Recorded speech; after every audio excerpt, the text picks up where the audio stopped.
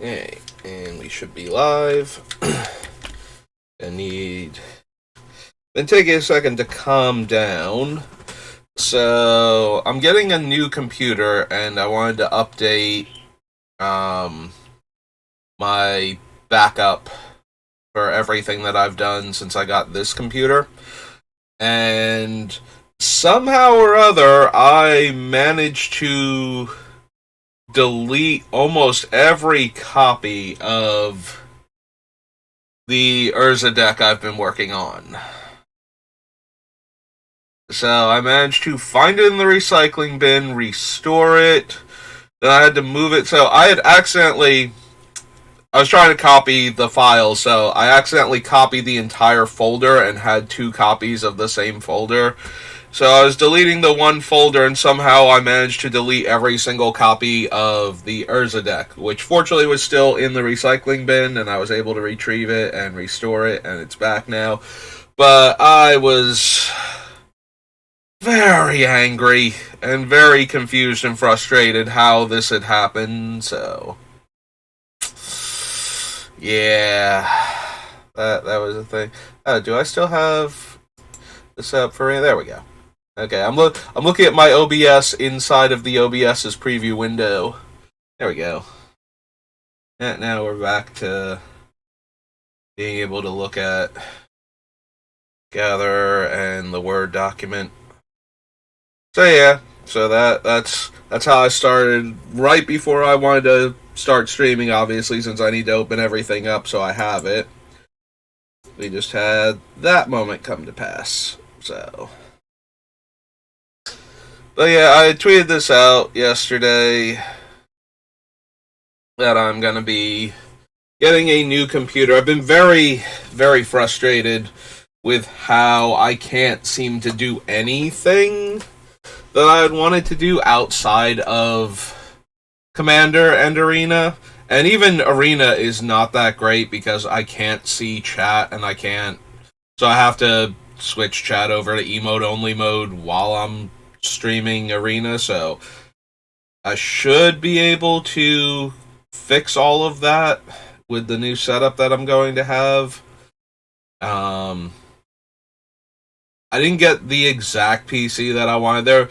There were two choices that, after going through the options that I had and my budget and everything, there were two options that I had, and I was going to go with a different one, and that one was entirely out of stock. Like, the manufacturer did not have any, let alone any local places. Like, I'm not a huge computer guy. Like, I'm not going to custom build my setup, and I'm not going to, go somewhere and, like, hand pick each one of the individual pieces for it. Like, I do not know computers anywhere near well enough to even start to do something like that. So I need something that I can take out of the box, turn it on, and have it be my computer. I've been using laptops for, like, close to 2 decades now, since the last time. So, the last computer that we had, like an actual tower desktop computer, my father had purchased for part of, like, he used it mostly to do day trading, so he had it back here. Like, this was his office when he was still around, and, like, the last computer that we had that was actually a computer and not a laptop was his. So, and he's been gone for like 2 decades now, so that tells you how long it's been since I've had a functioning desktop, roughly. Like, it lasted longer than he did, but not by a significant amount, like a couple years maybe, before we had to get, like, my first laptop to replace it. So, one second. So, I've had laptops ever since, but this last laptop, I bought it because it was cheap. Like, my old laptop was dying, I needed a new computer, I did not know I was going to be streaming when I bought it. Like, that was still an idea in the back of my head, but at the time I was like, A, I did not expect it to be a thing, and, like, I wasn't sure if I was going to be streaming, and B, I thought I was going to be able to do the things that I tried to do before deciding to get a new computer, because I can't do any of the things I was going to try and do with the streaming. Like, the external capture cards did not work. BlueStacks did not work. Like, all the things, because I want to do on stream the games that I am playing anyway. Magic is one of my oldest and most cherished games that I love to play. I genuinely love Magic. I enjoy playing it. I even enjoy, like, the throw my deck together and play just to get my dailies done. Like, I enjoy playing the game of Magic. So, Magic was always going to be the focal point. But I do play other games, and I don't mind playing them with the idea that I might actually have an audience at some point in time. Like, obviously, I'm small, people come in, they stay for like 10 minutes or something, and then they leave. I occasionally get people that come in and, talk to me for a few minutes or whatnot. But, like, I don't have an audience yet. I have people that occasionally stop by to say hi to me. Ah, cool, I'm dropping frames now. Well, fortunately, dropping frames is not a huge issue for these type of streams. Will be an issue for, like, the other things that I want to do, but we'll cross that bridge when we get to it. Like all of the bridges that we have tried to cross and found out that not only have the bridges collapsed, but the waters are raging and flowing over the banks, and, everything is terrible forever, and nothing is ever easy. And the frustrating thing is, it's always the things that should be simple, that shouldn't be an issue, that are the things that drive me crazy. Like, it's usually the big things, no matter how bad they are, can be dealt with way easier. Like, they can be dealt with as easily as you would think the major things could be dealt with. It's the little things that always turn into these massive freaking projects that just... One of my favorite stories is the one year where we tried to... we were changing the toilet seat. Like, this was back when most of my family was still around, and so Thanksgiving was a bit more of a... Like, Thanksgiving is still a big deal, but nobody else is coming over anymore. Like, it's just my grandfather, and he doesn't do stairs super well, so getting him into the house, like, it's way easier for us to just bring some Thanksgiving dinner over to him than it is to make him come all the way over here and get him up and into the house, because we only have stairs, and the stairs are not great, and his knees are not great, so getting him to walk up the stairs more of a punishment for him than...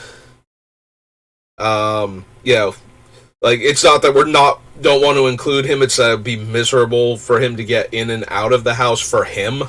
So he would rather just have us bring him dinner at his house. But anyway, so the one year we were trying to fix the toilet seat, because, we have, like, the softer cushiony seats, and the fabric or whatever around it tears, and it looks terrible. So we were going to change that. And if you've ever done that, the default for that is, like, you unscrew two things, you remove the toilet seat, you put it back, you put the new one on, you screw the two things back in. This should take all of, like, 10 minutes, maybe, if things are, like, mildly annoying. So anyway, cut to, like, an hour and a half later, we've sawed through one of the rusted bolts with a hacksaw. Yeah, this is how projects in my house go. Things that should be incredibly simple and easy almost never are. I'm the kind of person that could have a problem with something and take it to an expert and have them go, I have never seen this before.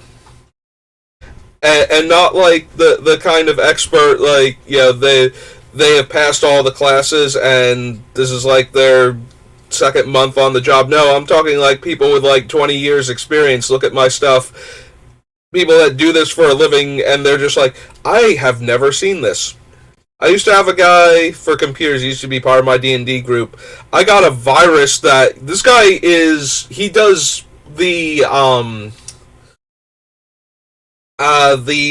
like all the computer databases and maintaining the programs and everything for a medical billing company. Like, he is their tech guy. And this is not like a small job or anything. He is very skilled at what he does in order to have this job. He had to fight with my old laptop to kill this virus. Like, whatever I had found somehow by accident dodged like 3 different things he did to get rid of it first before he just went all in on killing it.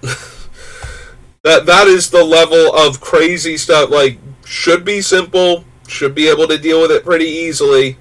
And it wasn't like stealing my data or anything. It was just malware that was making my computer run terribly.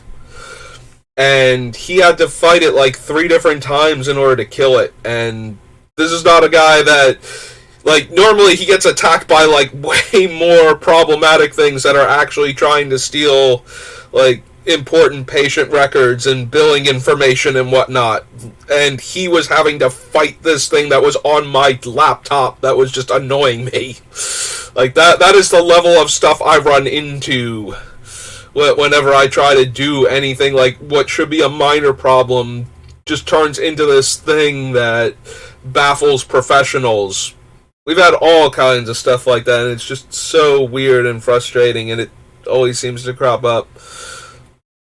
But it's always the big thing, or always the little things. If it's a big thing, it's always as bad as the big thing normally is. Like, it usually isn't, unless some little thing also decides to go wrong at the same time, because the little thing will spiral out of control on top of that. And if you've ever had one of those moments where you're barely holding it together because of the negative big things going on, and then that one little thing goes wrong and you finally snap, that's what the little things will be like, because every little thing here is actually secretly a big thing that you didn't know about until it became the big thing while you're trying to fix it. So, yeah. So, here's hoping that I will be able to add the other games that I was going to play anyway to the stream, so that way I can stream them when I was going to be playing them anyway, and we can just add that to the thing. Now, the new computer will not be here. One of the games I play is Opera Omnia, and there's a whole bunch of stuff going on in Opera Omnia in the near future. So I should be, like, set up for the, like, not the New Year stuff, but the countdown to anniversary stuff I should be ready for. But Jack Garland is coming out tonight. This is the protagonist from... it's called Strangers of Paradise, I believe is the title. It was released like last year on like PS5 and I think Xbox One and all that. And I have heard good things about it, despite the initial trailer being a source of endless mockery. If you've never seen...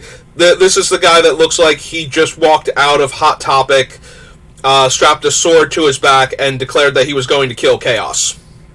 That was like the first joke meme for this guy. It is just him saying Chaos over and over again while looking like an angry, disenfranchised teenager.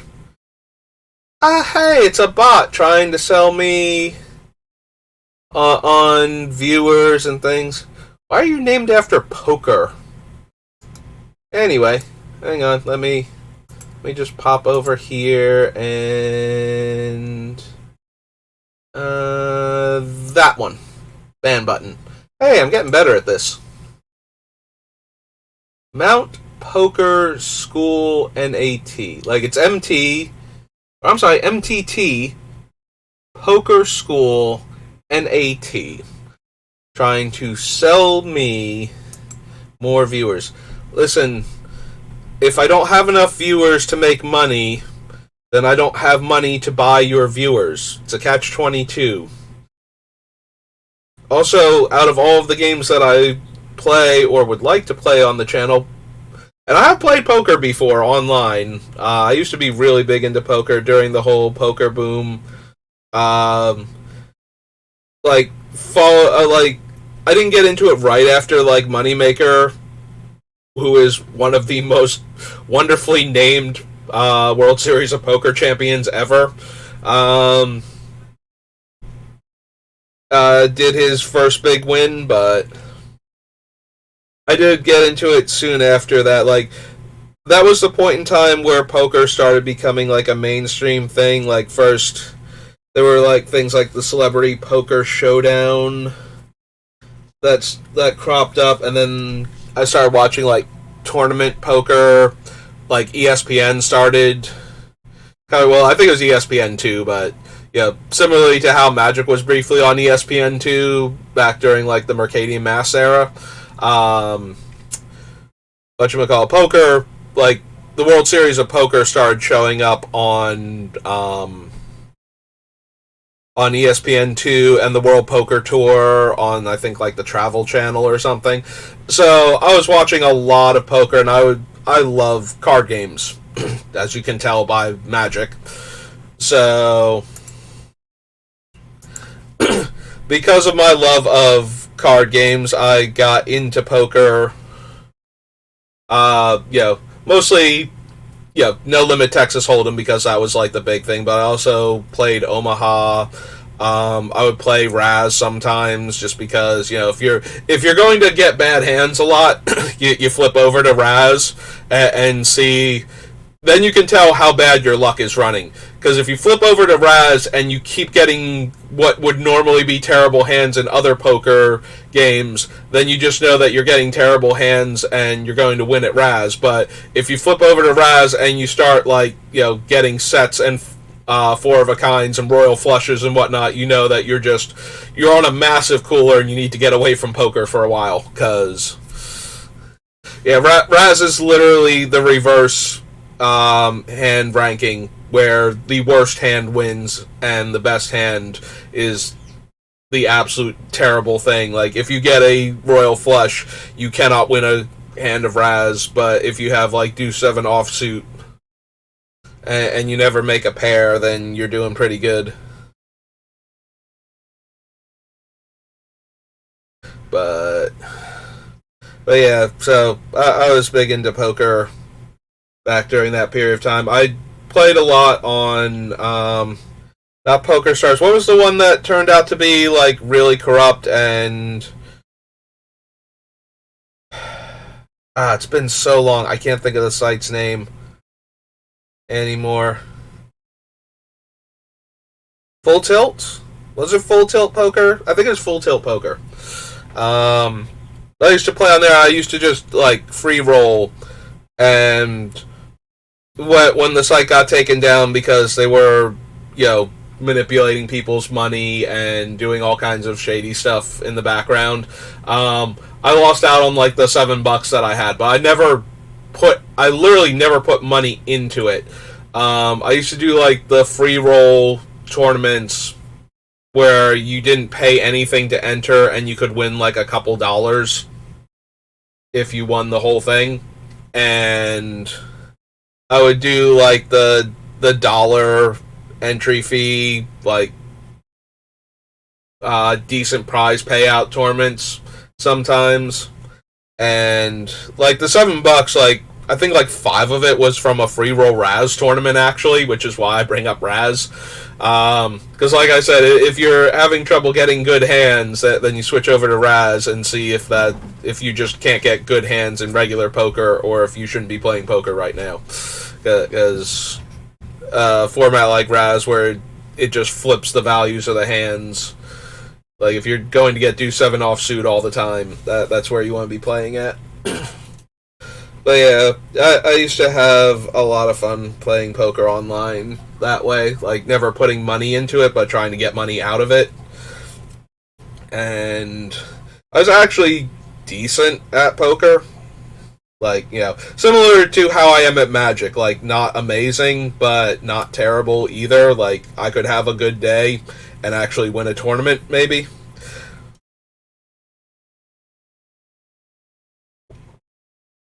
But anyway, so I've been streaming for like 20 minutes and we haven't looked at a single card. I've had like this poor quarter paladin hanging out over here going, I could be in your Urza deck, and it's like, no, you can't. No. Nope. Enchantment on top of its owner's library, no. Gains Vigilance, don't need Blightsteel. Don't need Blue Sun Zenith, really. Like, if I want this effect, since the deck's going to be pretty evenly split, I think I'd rather just run Stroke of Genius at that point. And we didn't put that one in here, so I don't think we need Blue Sun Zenith either. +X based on graveyards. Attach equipment. On each attacking creature. Good old Consecrated Sphinx. Definitely, we had this talk the other day when I was discussing Sheldon wanting to ban new Norn, like practically before she got printed. And Consecrated Sphinx is still one of those cards. It's like, how is this one not banned if you're that upset about the power level and the play patterns that Norn would create? Like, how do you not hate this card with a burning passion?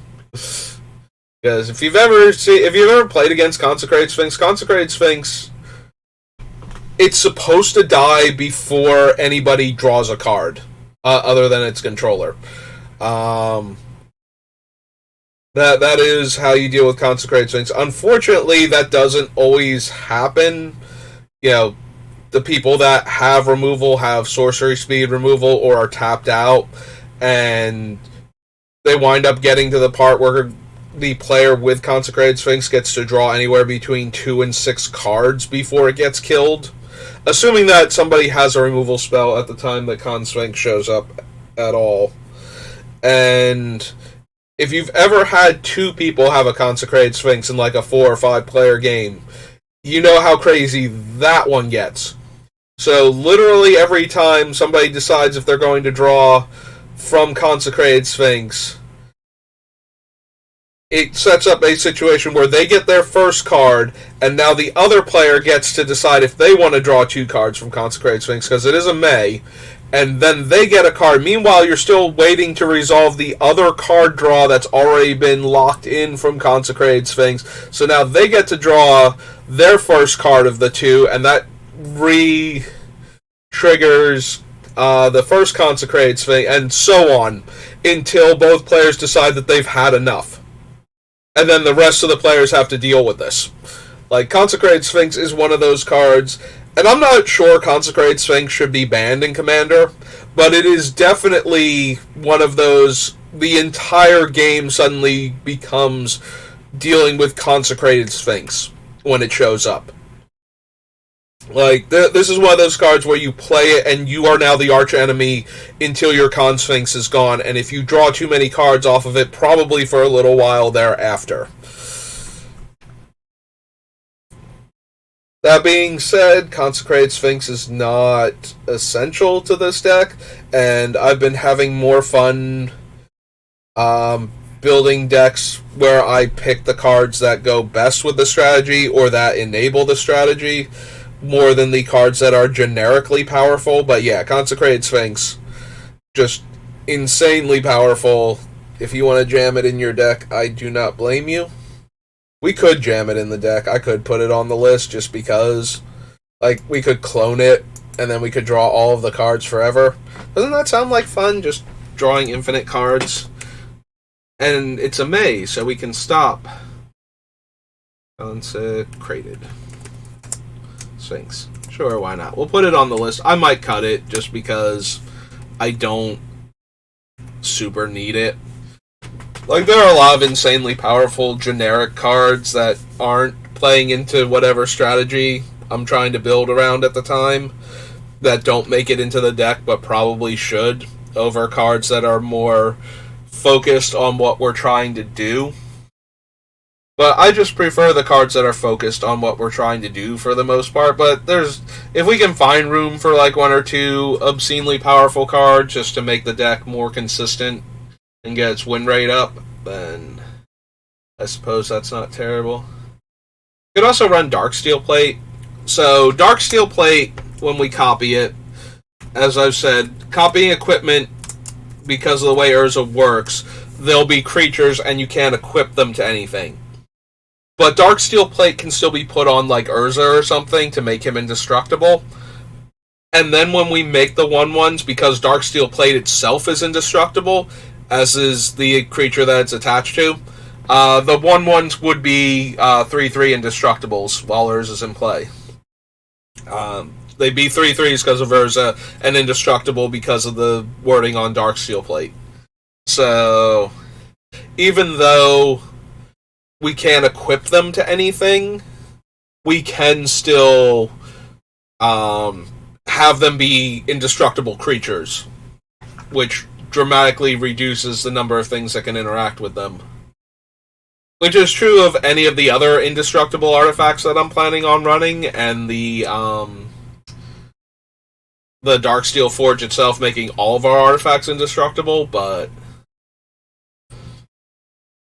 I am interested in having the Darksteel Plate in the deck, like more so than Shield of Kaldra, which is way more to equip, and not getting the benefit of the other pieces of Kaldra, because we're not going to run them.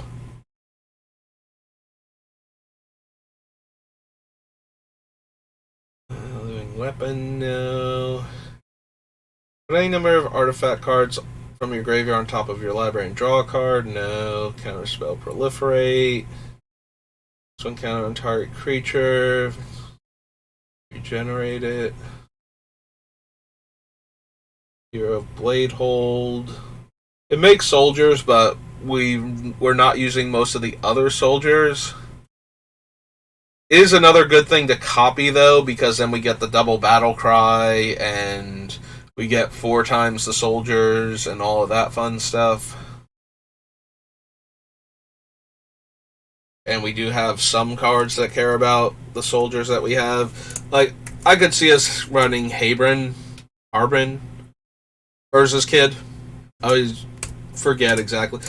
I forgot they even had a kid, if I'm being honest, until Brothers War came out, because it's been so long since I read the books. I kind of vaguely remembered that he married a princess. But I've genuinely forgot about his kid, because both the princess and the kid kind of stopped being relevant after the actual Brothers War. Like, he became a planeswalker, he kind of, like, ditched the plane and never really interacted with them again. And then we just kind of followed him from that point. I genuinely don't know. I feel like his son died during the war, or went missing in action. And I forget if they ever resolved that. But yeah, it's been so long. Ichor Wellspring is kind of interesting when I'm making creature token copies of it. So you'll get the card when it comes into play, but as token creatures, they're way more likely to die than the non-token than the non-creature Ichor Wellspring is. So we can get, like, both card draw that way. I can add it to the list. Like, oops. How do we get in the middle of New Phyrexia? I guess because we're on Mirrodin, that's how you get in the middle of New Phyrexia anymore. So we can add that to the list. I don't want Inkmoth Nexus. Definitely don't want Inkmoth. Block an additional creature for each equipment. No. Knowledge Pool. No. Relic Warder. Probably not. I think I'd rather just have straight up artifact removal in this deck, especially with the liquid metal coating type cards. Artifact is put into a graveyard from play, deals 2 damage to that artifact's controller. No. No, that seems like it would kill us. It seems like it would kill us dead. Protection from black and green. Mirror works. Yes, please. Alright, mirror works is one word. Alright, we should probably do this. It's just a Sphinx, right? Because it was supposed to become a Phyrexian, but they decided not to. What was Darksteel play? It's like a 3-drop and 2 to equip. Oops, too far. Yep, okay.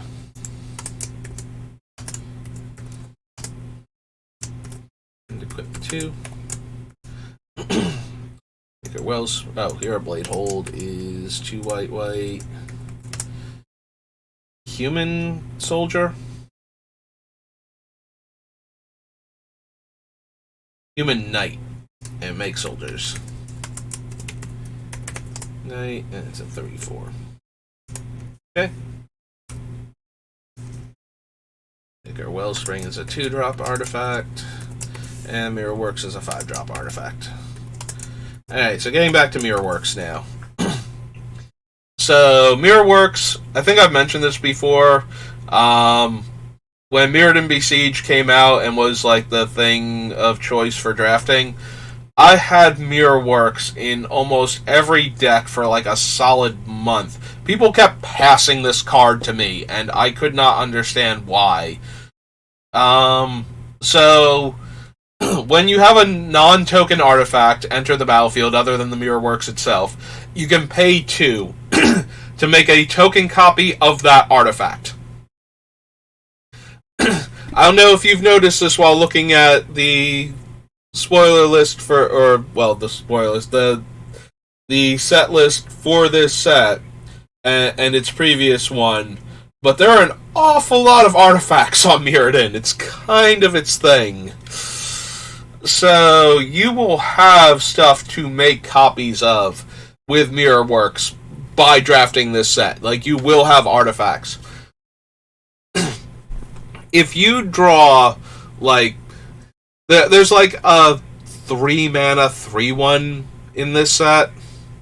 If you draw that after you have cast Mirror Works and you spend your 5 mana in your turn to make 2 3/1s from the card that you drew, if you keep doing random stuff like that throughout the game, you will win that game. This thing is an absurd value engine. If every one of your artifacts that you draw after it's in play is actually 2 of that artifact for an extra 2 mana, you're going to win that game. Like, Mirror Works is obscene, and people kept passing it to me, or I would just open it, and I was having the most wonderful time.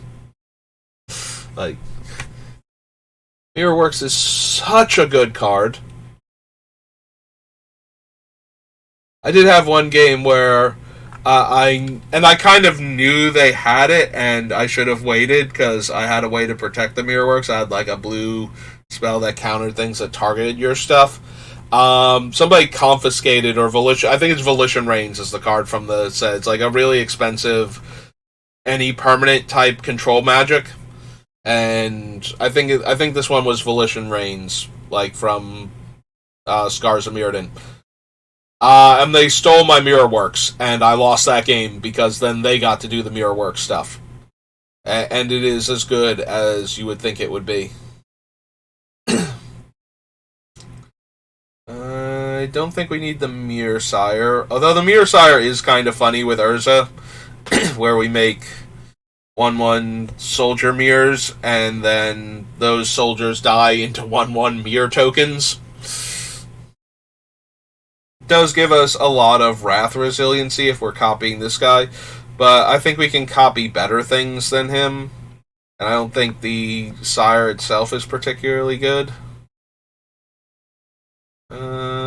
Make some mirror, and 5 untapped mirror, search for a mirror card. Okay. Deactivate abilities of all cards exiled with it from a graveyard.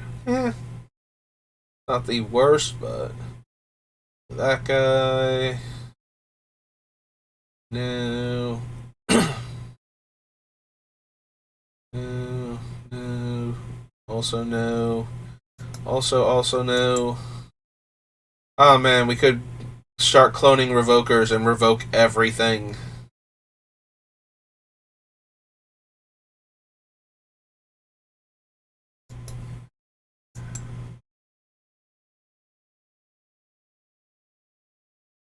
Hmm. I'm actually genuinely debating if I want to play revoker and just revoke everything. Vigilance and infect. Psychosis crawler is funny. I make like 5 of these things. Every time I draw a card, all my opponents take 5 damage, or lose 5 life rather. They would all be 1/1s, like they won't grow with the number of cards in my hand, which is a little sad, but it also means if my hand gets emptied, they don't die. Although the other one wouldn't die while Urza's in play either, so it would still be a 2/2. No. Probably. I mean, we definitely want the Battlethopter Liberator, but we probably want Shimmermere too for the same reason. 2/2.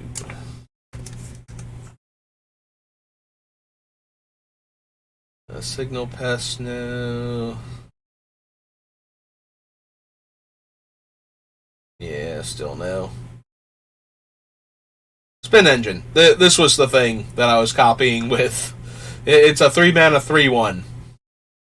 And I made 2 of those. And just good times. Like that is how dumb Mirror works is that this thing, just making 2 of this thing because I top decked 1, was enough to start pushing the game back in my favor. Like, all of my mediocre artifact creatures being 2 mediocre artifact creatures for slightly more mana is what makes Mirror Works just one of the dumbest cards in Limited. We definitely want the Spine of Ishsa. Even though they can't come back, being able to go 6 mana Vindicate at instant speed, just way too good. I'm gonna make a 1/1 that's a copy of Spine of Ishsa and blow up your permanent. As long as you don't exile Spine of Ishsa in response to that, I at least get the Spine of Ishsa back. So you better be actually killing me by tempoing me out that way. Otherwise, you're still going to be in a lot of trouble. Feast and Famine. Tiny bit tempting, since untapping all of my lands lets me do cool shenanigans. So one of the things you can do with Sword of Feast and Famine is if you are casting something at instant speed or activating an ability at instant speed, you can actually take advantage of the sword to double the amount of mana you have available mid-combat when it connects. So you have to be able to spend the mana during the phase, during the combat step, during the actual damage phase, in order for this to work. So it has to be something you can do at instant speed. But you can connect with the creature with the sword equipped, respond to the untap trigger by tapping all of your lands for mana, then untapping them, then tapping the remaining ones that you need to in order to pay the activation cost of your thing. So you could activate Urza with less than 6 mana in play with this, or, you know, if you had more than 6 but less than 12, you could get 2 activations in the same turn and still have some mana left over, basically.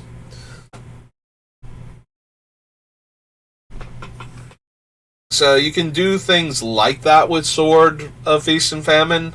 I don't know that that's anywhere near good enough. One of the big things when this sword came out was the idea, when New Phyrexia actually came out, was being able to cast Jingataxis mid-combat by connecting with the creature with sword equipped to it.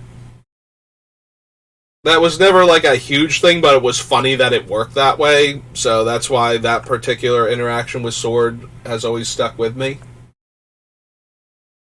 Is its ability to double up your mana as long as you can spend it during the combat damage step of your turn.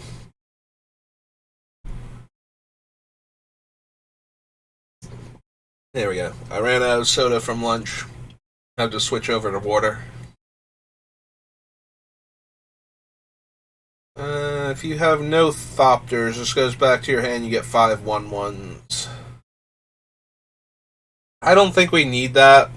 Like, we already have the other Thopter from Exodus, where we can remove the 1/1 counters from it to make 3/3 flyers. And where cloning is actually good. Like, cloning this one is actually bad because then we have 2 Thopters. And if the original one goes away, we lose the token forever in order to get the Thopter tokens. So. A 9/9, no. It's equipped, no. This one gets 6 drop or higher artifacts. Maybe. We do certainly have a lot of very expensive artifacts in the deck. So being able to tutor for them might not be a bad idea. This is the 6+1. Okay.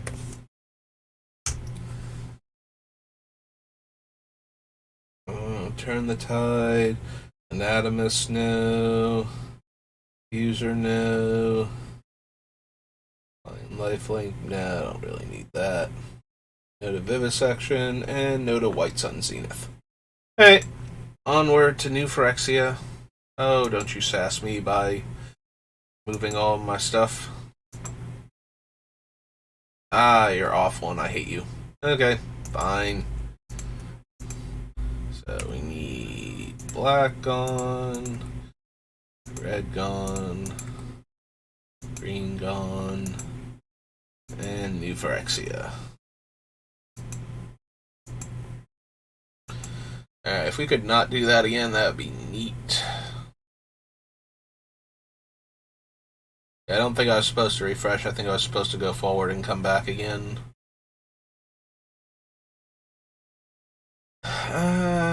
You control gains protection from artifacts or from the color of your choice.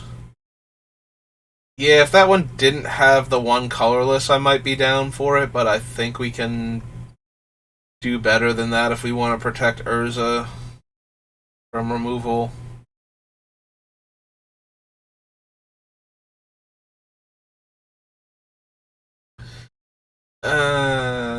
I don't think we care enough. Like, we definitely want to turn stuff into artifacts for Urza, but Argent Mutation just feels like not how we want to go about it.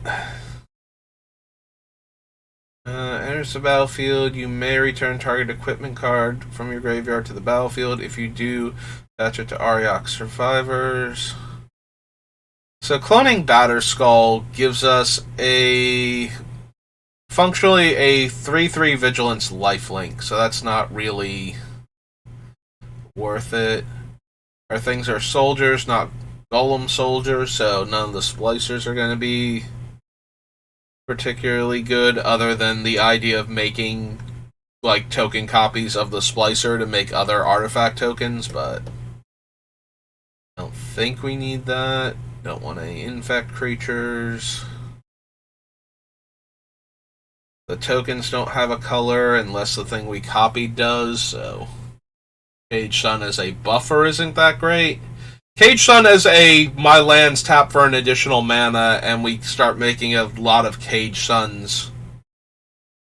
Actually, that could get out of hand, though, couldn't it? Like, if I tap, like... So we'd have to choose like the plains or the island first, depending on what I had, and then tap those and make another one to name the other color now that I tap them, and then tap the other color to make another one of the first color, so that way when I untap I have like triple mana then. And we also have a lot of non-basics, and this they have to tap for the color, right? This is the thing, it's not the land of that type, but yeah. Actually, that's going to be the biggest problem, is like we have like the Urzatron and Workshop and whatnot, so we won't have enough basic land, or we won't have enough lands producing the colors of mana necessarily. Okay, I've talked myself out of this now. I thought we had a cool thing going, but the way I'm building the deck, we will not have the lands that produce colored mana enough.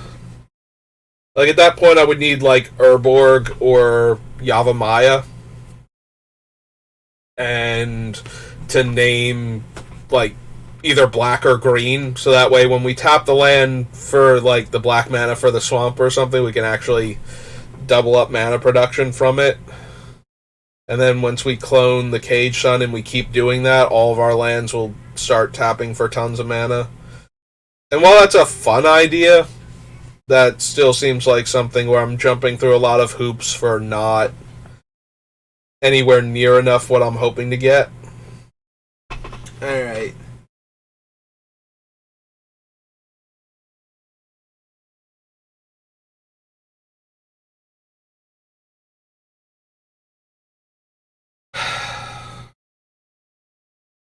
So it's another void for one that we could clone.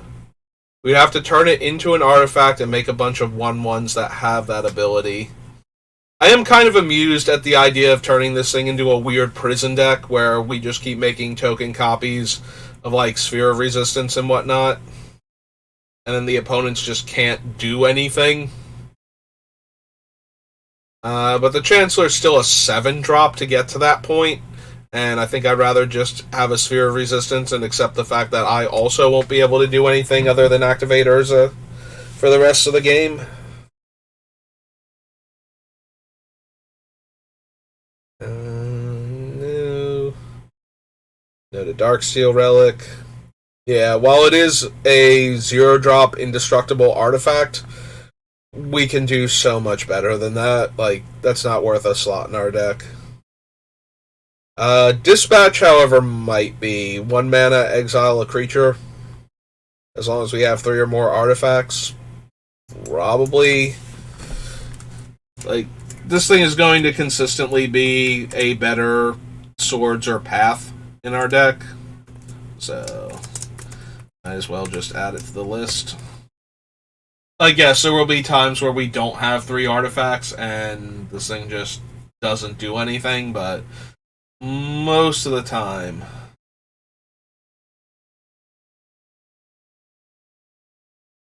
I think we need that. Don't think we need Norn either, like this Norn.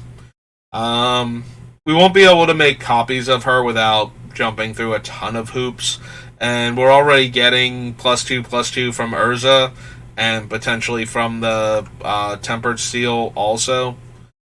So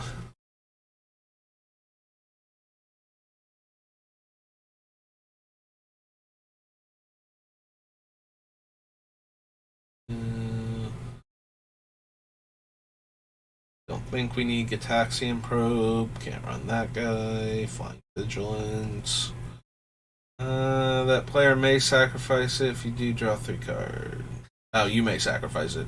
Not that player may sacrifice it. Gain 2 life or opponent loses 2 life. No. Loses 2 life unless they pay 2. Excuse me. Funny, but no.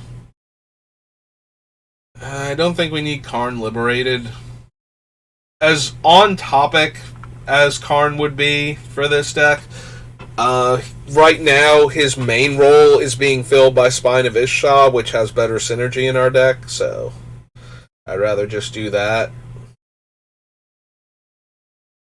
No 2 Marrow Shards. Again, no the Splicers. Misstep, Mind Crank.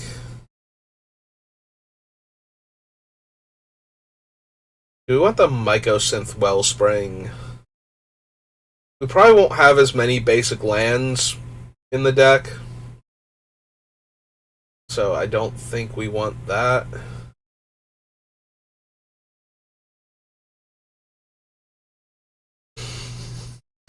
Oh, sorry, I'm just looking at Norn's Annex.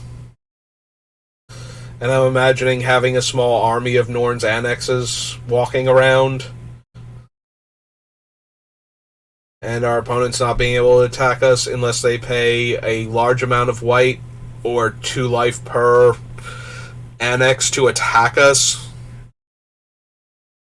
We could do some crazy prison shenanigans with Urza by like copying all of these things that these artifacts that make opponents pay mana to do stuff until they really just get buried underneath it.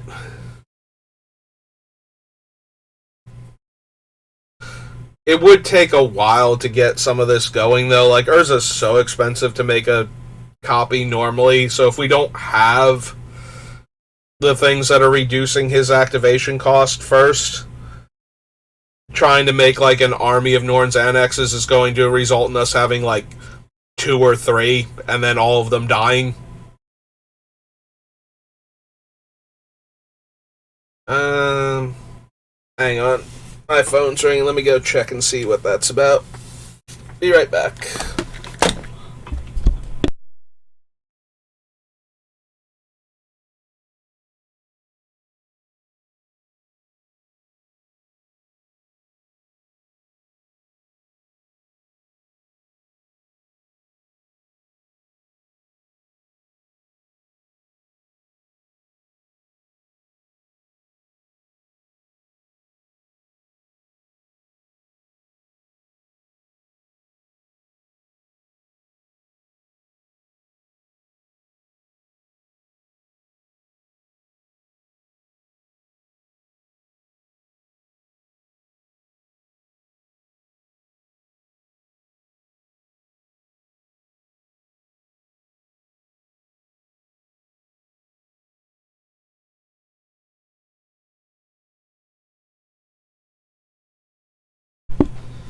Alright, and I'm back.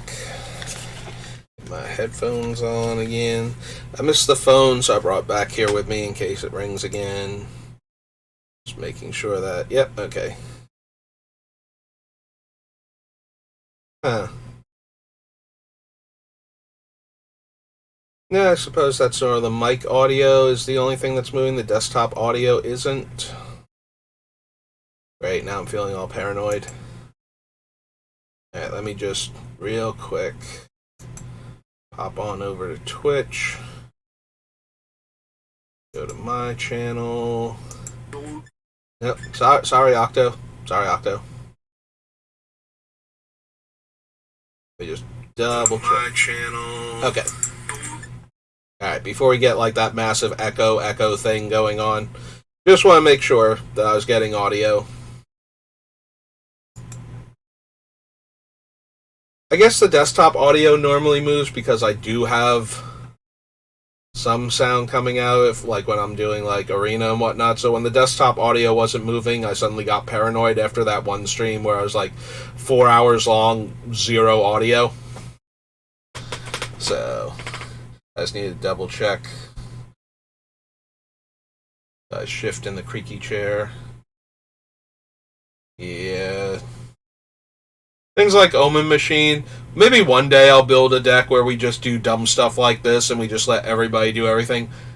But the closest I've ever come to that is my Urlock deck, where I run all of the mana doubling effects, including the ones that affect other players, just because.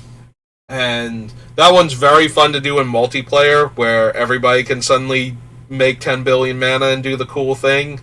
But it's very, very terrible in like a heads-up situation. Alright. Well, Phyrexian Metamorph, we will definitely have good stuff for that to copy, and it's too versatile not to run. for its casting cost. Like this thing and the one from Khans of Tarkir that can copy any non-land permanent. Those two are like my two favorite clones for their versatility. Beyond that, I really like Spark Double because it becomes non-legendary, and that enables a lot of shenanigans. But yeah, those are like Phyrexian Metamorph makes it into almost all my blue decks because I tend to ramp with artifacts. So copying artifacts and copying creatures just too good as a general rule. I don't think we need Talisman. Your Steel Paladin, no. No. No. No. Flying Infect, absolutely not. Don't think I want any of the shrines.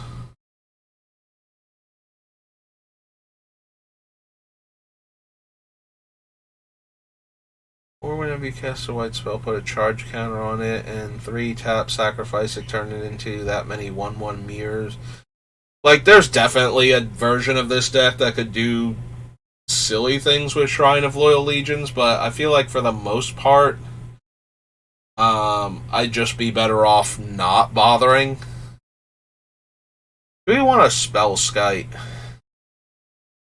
Spellskite is a bit silly with the deck, especially since we can clone it and then redirect things to the clone also. And while it's out, targeted removal just basically doesn't do what the player wants it to do if it's aiming at our stuff. Whoops. I went to adjust my seat and threw my headset off the top of my head. Alright, we're going to add the Spellskite, and then I'll decide later if I still want it or not.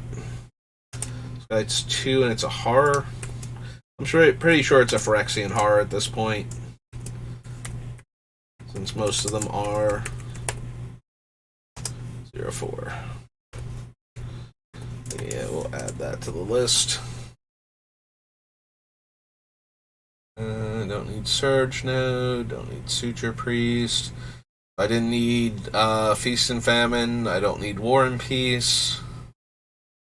Pretty sure I rely heavily on comes into play abilities on creatures, since I'm going to be making token creatures, copying artifacts with comes into play abilities. Yeah, this is probably an Unwinding Clock deck.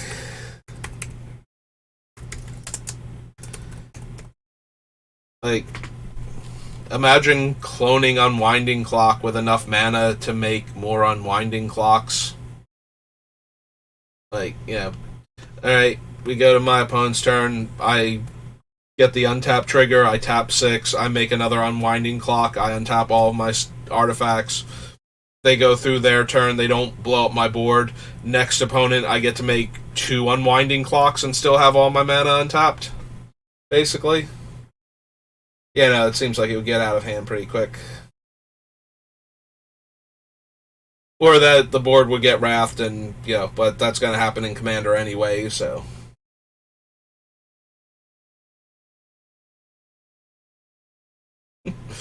Make everything a soldier.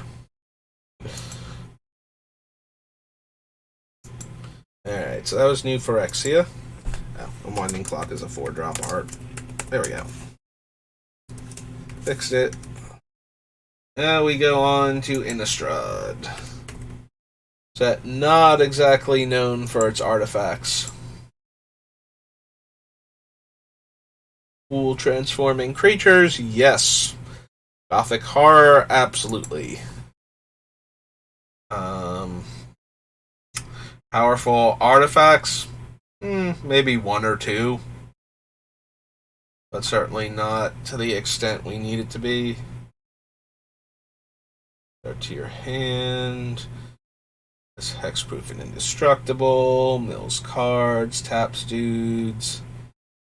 Exile a creature card from your graveyard and pay its mana cost. Make a token that's a copy of it. Activate this ability only as a sorcery. Eh. Like, it's not a terrible thing with, things like Anointed Procession that we're going to be running. But at the same time, I don't think we need it.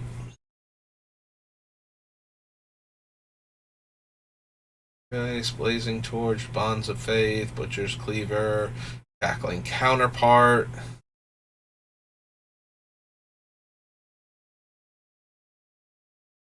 Yeah, these are more cards that work well with the idea that we're going to be a blue-white deck with a lot of tokens. So these interact very well with the token, the cards that benefit us from making tokens in this set, or in this deck. But I think that's secondary to being able to clone the artifacts and getting the abilities of the artifacts onto the tokens. Like, we already have a way to turn non-tokens into tokens by activating Urza and making token copies of our artifacts. We don't need other things that make token copies of things, because that's what our commander is for. So, while it does work on that front, that's not really what we need it for. We could make an army of creepy dolls with giant scissors.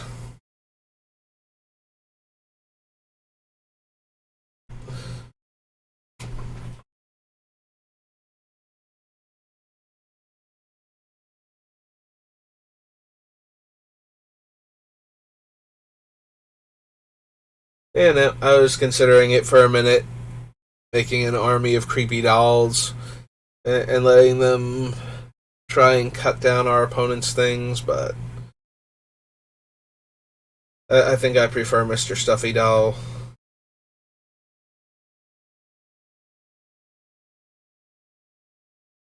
That Delver is nothing for our deck. Deranged Assistant, Dissipate, Hour of Reckoning, no.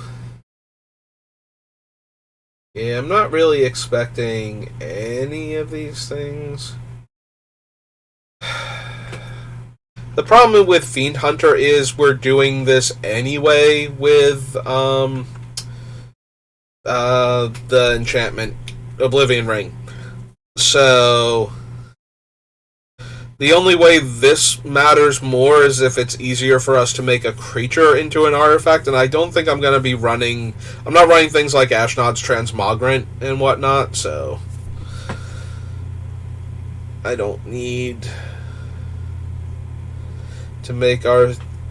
I don't need to run the creature version of it that's more vulnerable to removal, when we already might have to jump through hoops to get the O-Ring. And I might just want to do things like copy Spine of Ishsa or Duplicant in the first place, rather than bother with that thing. Like, bother with the Oblivion Ring itself. It's just that the Oblivion Ring is cheaper, and we can do shenanigans with it anyway, so I was considering it, but I don't think we need... Creature tokens you control get +1/+1 and have vigilance. I already have a card that gives our soldiers vigilance, and I think this would be better, so I think I'm going to add Intangible Virtue and possibly cut the other thing.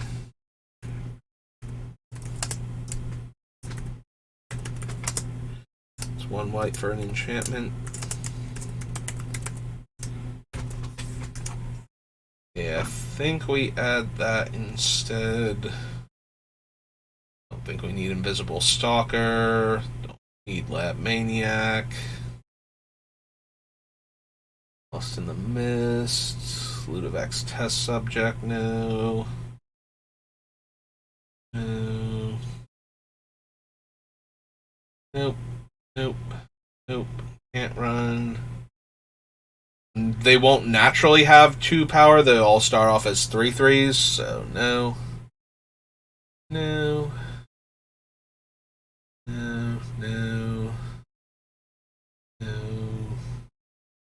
The Moorland Haunt. Murder of Crows. Nevermore.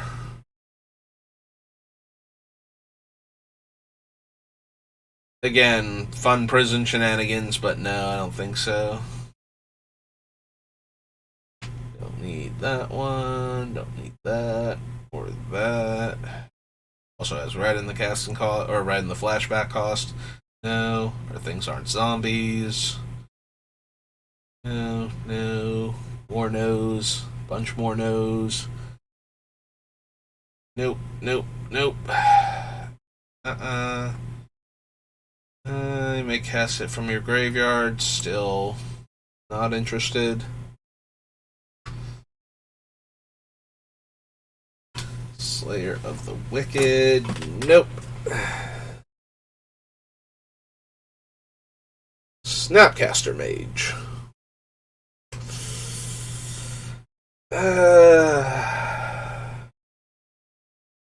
How many hoops do I want to jump through to give the spells in my graveyard flashback?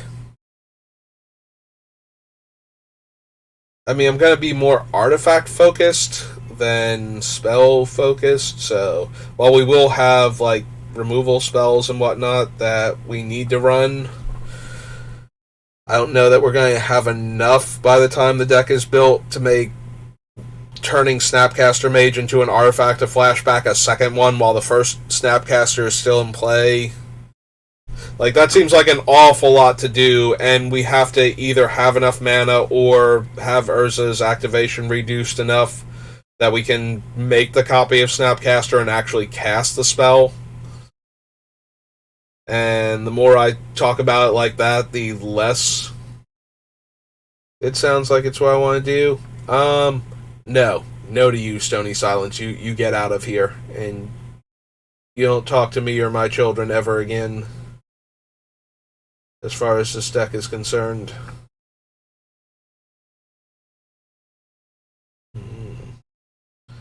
Twice.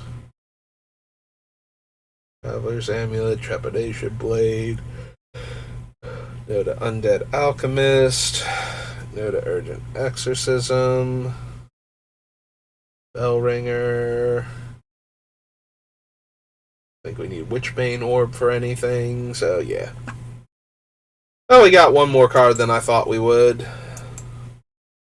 I genuinely was not expecting OG Innistrad to have anything for us. But I was prepared to be wrong because I was sure there would be something I might have forgotten about. I expect the same to be true for Dark Ascension. Like, I'm not expecting to find anything, but I'm willing to be wrong. The Door, Beguiler.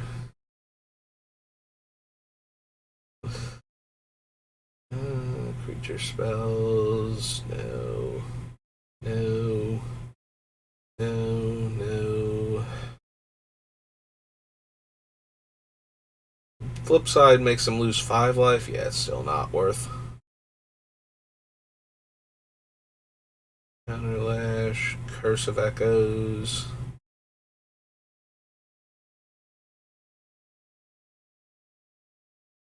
Nope. Divination, Drogskull Captain, Drogskull Reaver, Dungeon Geists.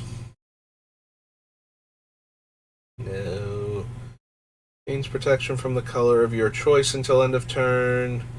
You and each permanent you control gain protection from the color of your choice until end of turn. Gather the Townsfolk, no. Ironright, no. Mind Crusher, Ghastly Haunting. Ooh, good old Grafdigger's Cage. 2, exile a creature card from your graveyard, put a 2/2 black zombie creature token onto the battlefield, then put a 1/1 counter on each zombie you control. No. The Hell Vault. eh. So the biggest thing about the Hell Vault is if you have a way to bounce it or otherwise manipulate it out of the game without letting it die, then the things that it exiles stay exiled forever, which can be really fun if you can time it right with the. Although it is a legendary artifact, so cloning it's already a problem. Okay.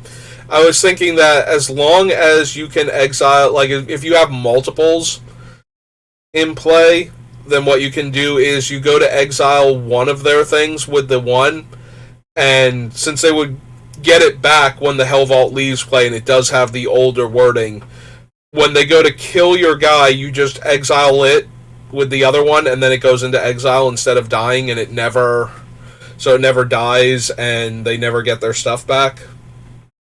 But with it being legendary, that's an even bigger hoop to have to jump through, so I'm not even going to bother with it now. Where it was already going to be kind of a weird thing to, but possibly fun thing to try and pull off, but yeah. With it being legendary, I know it's the Hell Vault, but that doesn't stop Wizards sometimes. Like, having legendary status is partially dependent on gameplay, although lands are the most likely thing to be very legendary sounding and not legendary anymore. Which they started doing with, like, Zendikar. That was the first time where it's like, Valakut, the Molten Pinnacle. This seems like a legendary land. And yet it's not. I think that, out of all of them, it's like that one, Magose, and Agadim all sound like very, very specific locations. Ameria the Sky Ruin and what's his name? Oran Reef, the Vastwood. Like, they sound like they could be huge enough where you could attach like two lands to them, but Valakut is very specifically one mountain, and if mountain is a land, then Valakut is a legendary mountain at that point. Requiem Angel, Relentless Scabs,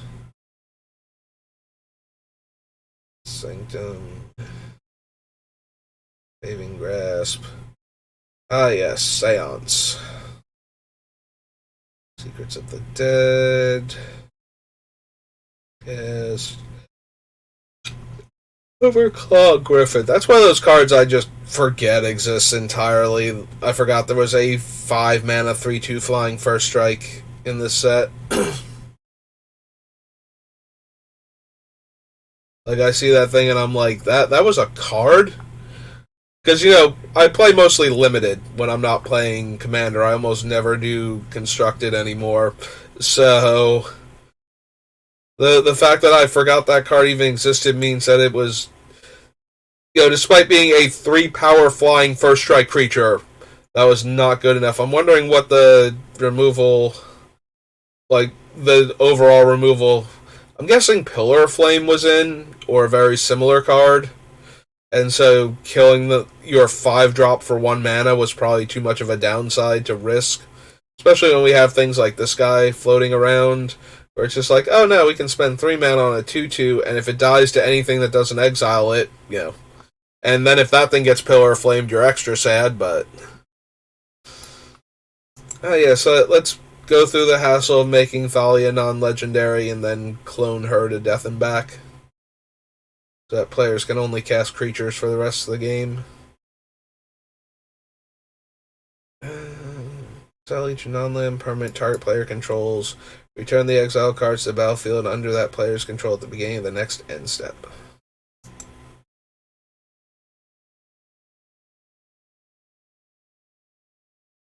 Doomsayer, Heretic, Powergeist, can't run that. Okay. So yeah, Dark Ascension had nothing, and Avacyn restored, yeah.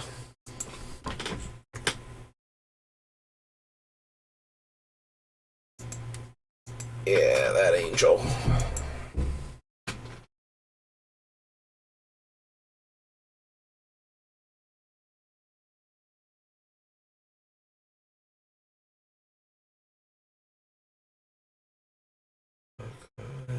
No. No. Don't care about zombies or humans for the most part.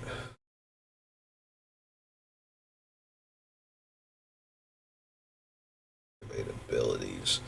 No, not really what I need. Also, that triple white casting cost is no bueno for our mana base. Don't care about that.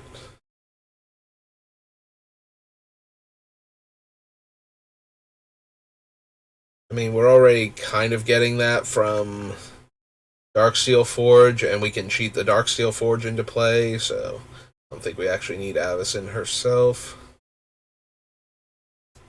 Tap creatures you control, get +0/+2.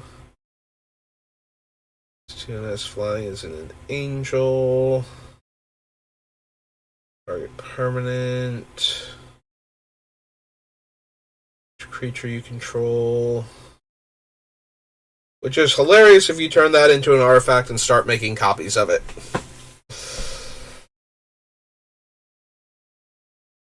Sanctifier, no. Cloud Shift. 1/1, no. Blink the thing. Specifically has to blink a creature, so no. I might be down for Teleportation Circle in this deck, so we can blink the cool artifacts also.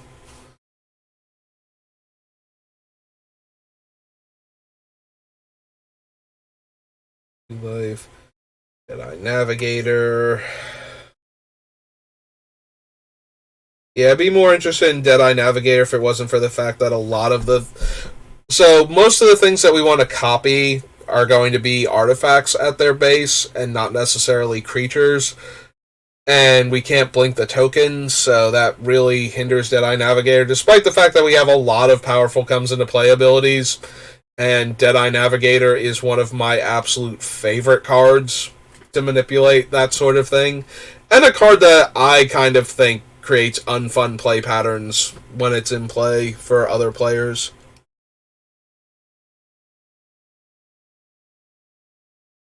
Yeah, proving I might not be the best choice for the Commander Rules Committee. I kind of feel like Deadeye Navigator does way too many degenerate things. Basically, if you can't kill it in response to the bonding trigger, then you're going to have a bad time. Because once the bonding trigger has been established and the player has the mana to activate it, and sometimes there are some things that you can do that will absolutely ruin other players attempting to break up the bond. Creatures with flash and instant speed ways to add a creature to the board while still having the mana necessary to activate Deadeye Navigator. Just absolutely dumb. Deadeye Navigator is so hard to deal with without an actual wrath effect, and the other creature not being some sort of counterspell that can negate the wrath.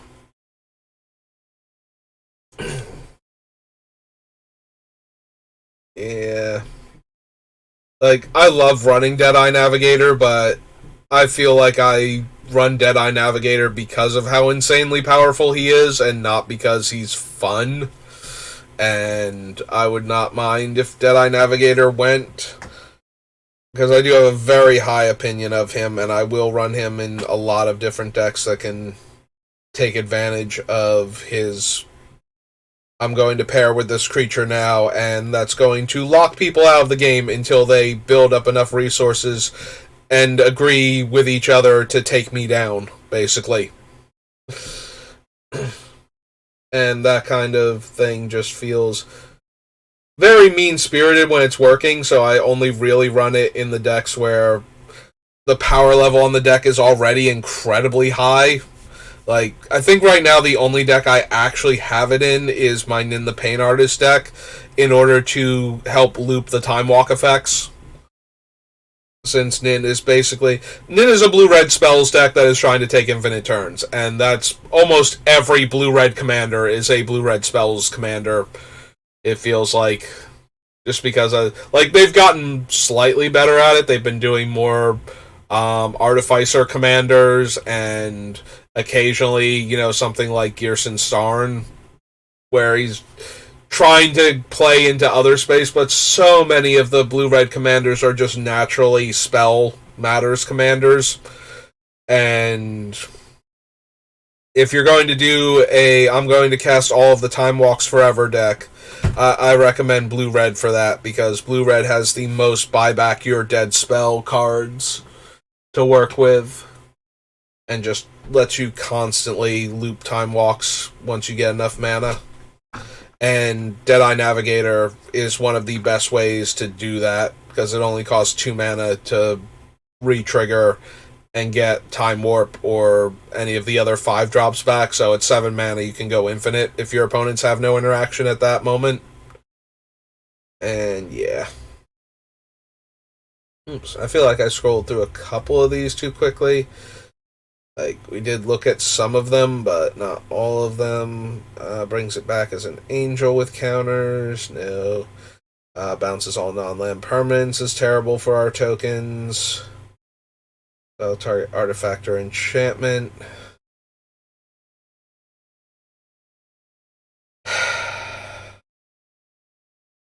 So the biggest problem with this guy that I can see is that we would have to target enough humans with Urza, like turn artifacts or turn humans into artifact creatures and then copy them with Urza so that these soldiers would be human soldiers in order to exile it, and then we can turn our opponent's things into artifacts and exile them with that ability. And I feel like we could just do things that destroy or exile an artifact or enchantment anyway, and not have to jump through that many hoops just to be able to nail a permanent every turn. Or every turn cycle, rather. So yeah, okay, never mind, I'm off it. Like, at first I'm focused more on how we would make the ability work, and then once I say it out loud and it's, like, awful to jump through all those hoops, then it's like, okay, maybe not do that. Maybe don't bother. I don't need a damage redirection. Soul Bond. Have Hexproof. I'd rather just equip Urza with Boots or Greaves, honestly. Battlefield, return a non-land permanent you control to owner's hand. Treat the Angels, no. 2/3 Swamp Walker, no. No. Definitely not. No. Destroy target creature, its controller gets a 1/1 spirit. Yeah, no. Also, this thing has to tap, and you have to sink mana into it. Blue and 2 to untap this creature. Like, there's gotta be some broken things we can do with Galvanic Alchemist in this deck, in conjunction with Training Grounds and the Heartstone, but even then, I'm still not thrilled with putting it in here. Like, I don't think we have anything that's just like, oh yeah, no, absolutely this is what we are going to do with that card, and this is how we're going to make it dumb and broken. I mean, obviously we can get infinite mana by pairing it with any of the creature, like cloning one of the artifacts that taps for mana, like a Gilded Lotus, and then bonding it with Galvanic Alchemist, so that while the Alchemist activation cost is reduced, so we then tap it for 3 blue, spend 1 of the blue, or blue and 1, depending on what we have, to untap it, and then we just generate infinite mana that way. Like, we could do something like that.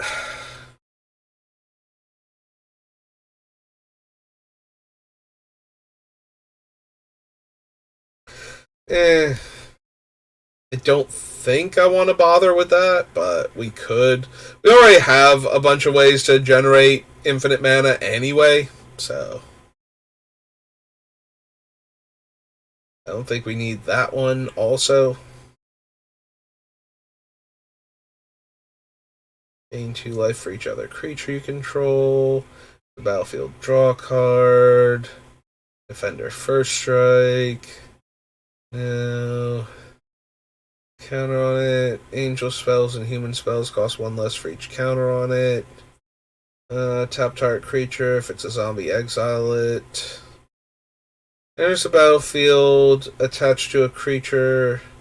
Each other non-token creature you control becomes a copy of that creature. Non-token creatures you control enter the battlefield as a copy of enchanted creature. Yeah, no. Not doing... For some reason, I thought this was a different card. I'm thinking it's like a Followed Footsteps variant. Void, Latch Seeker... Making copies of Lone Revenant sounds terrible. Sounds like the opposite of what he wants. Like, there's so many of me around here, I just can't right now. Sorcery spell, pay 1 to draw a card. No. Draw a card for each human you control. No. Protection from vampires. Meh. Target creature you control gains protection from the color of your choice until end of turn. At sorcery speed. Nope. No to Mist Raven. No to Mist Hollow Griffin. Dealt to and dealt by. Moonlit Geist. No. Spear. No. Visitor. No. Soulbond gives lifelink. No. Link a creature for 4 mana. You can't see it, but I'm shaking my head. Restoration Angel. Still not. Choose a creature type. Human creatures you control have protection from creatures of the chosen type. Nope. Scroll of Avacyn. No. Scroll of Gristlebrand. Mildly amusing for the ability to take away opponents' hands once I have. But again, I have to get Urza's activation cost down to a reasonable number.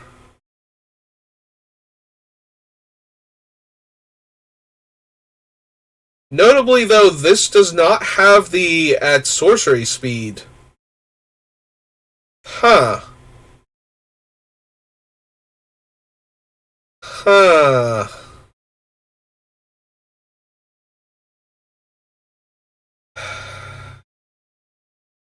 So it's like 2 mana, make them discard a card once Urza's fully online.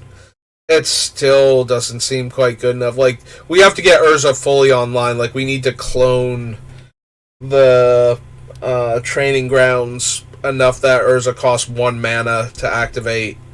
So that's like 2 copies of training grounds in play. And then we need to start spending 1 mana to make scrolls and 1 mana to sacrifice them to make the opponent's discard. We're still vulnerable to instant speed effects. There's a lot going on here, but it's not quite good enough.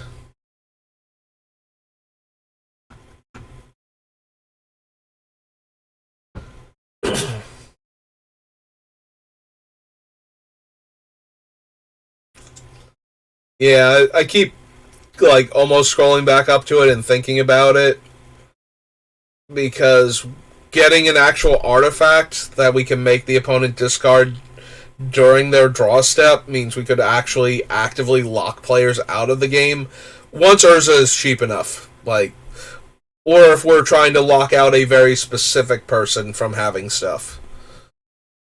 And we really want to pick on them for whatever reason. Vigilance.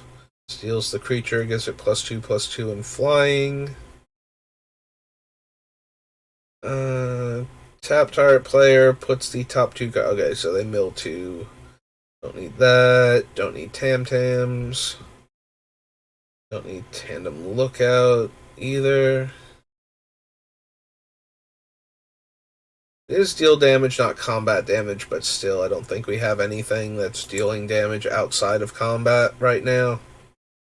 I'm super like, yes, I need to bond that with this guy. They need to be best friends forever.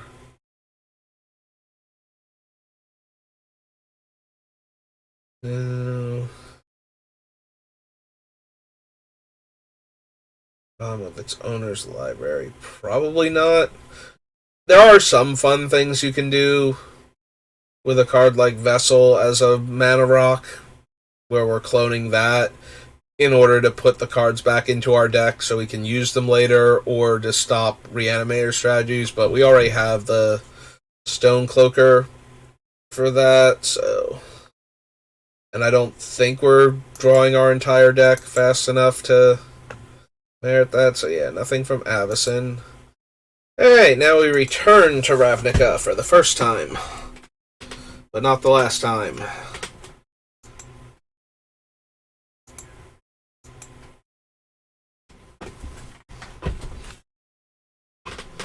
Seriously, we need an uncard that's like the return to the return to the return to Ravnica.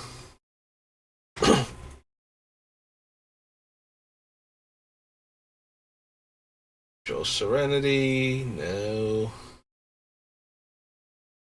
For attacks, detain up to 2 target non-land permanents, no.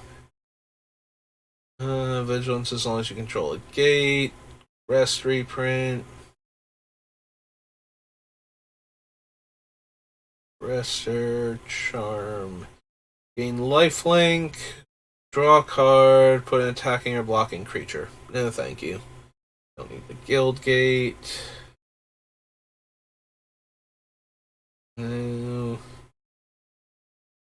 Go to the key rune.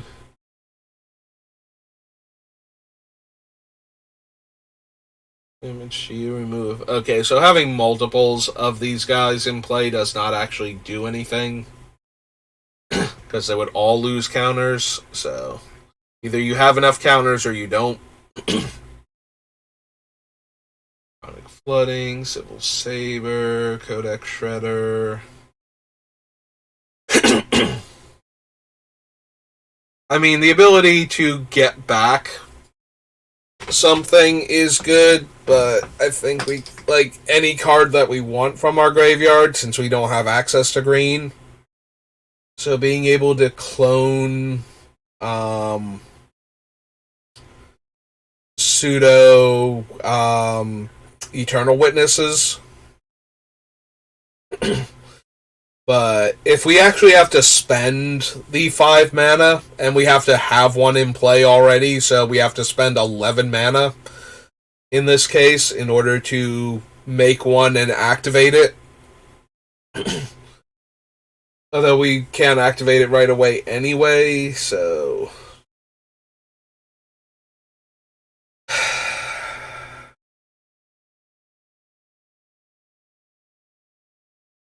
There's a part of me that wants to add this to the list just because of what we can do with it, and the fact that we won't have cards in our color necessarily that can get back anything.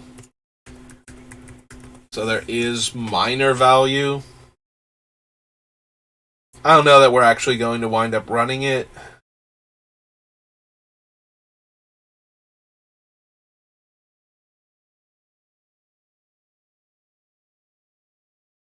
No. Well. Cyclonic Rift kind of falls into the category of we put it in the deck and then we wait for a good reason to take it out. Cyclonic Rift is one of those cards I've managed to resist up until this point actually putting in a deck. Despite the fact that it is as powerful as it is and that most commander decks probably should be running it. The Overload is 7. Yeah, this is one of those cards, like, if you think I don't build very good commander decks, the idea that I have no blue decks that are currently running Cyclonic Rift is probably a point in your favor for that opinion being a lot closer to just a fact. Cyclonic Rift is one of those cards that you cast it and you tend to just win very quickly after that because everybody has to take a couple turns to rebuild, and you can usually outright kill a player if this thing resolves in a lot of decks. And we are a go wide token strategy deck, so we might be able to just kill players by casting Cyclonic Rift after making a small army. So, but yeah, Cyclonic Rift throws off a lot of strategies that we're planning. It would mess with our deck horrendously. Like, if they got rid of all of the token copies of our things and then we only had, like, what mana we have. And with how much of my mana base is usually artifact mana, having to recast all of the artifacts before I can redeploy the spells. Yeah, there's a whole lot Cyclonic Rift could actually wreck us really hard. So, the fact that we are destroyed by Cyclonic Rift is a good example of how good the card actually is. Like, it can completely destroy this entire deck. Like, we could have everything going for us and not have a counterspell, and yeah. Cyclonic Rift would just ruin our entire game plan. So that's how strong Cyclonic Rift is, in case you were wondering. In case you, like me, don't put it in most of your commander decks that are blue. That is why you should. Like, there are a lot of decks that are just trying to stack big things or, put one Voltron creature together and just smash face with it, and you can do a lot of damage to decks like that by just bouncing all of their stuff at instant speed, and it does it to all of your opponents. So, in addition to wrecking that one player, you are setting the other players back massively, and you can probably remove one or more players from the game when you cast it, because you will have free range to attack them, and they won't have anything in play to attack you back with.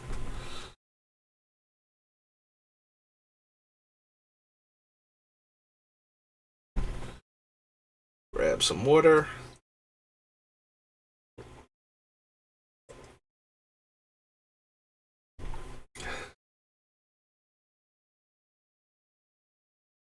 Opponent controls, no. I think we need Architect of Thought.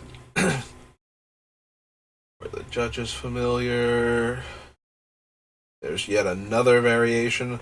I forgot how many variations there are on Ronom Unicorn. There's like the fox, there's this thing.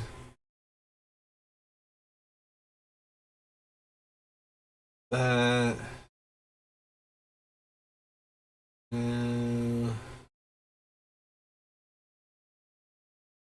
No.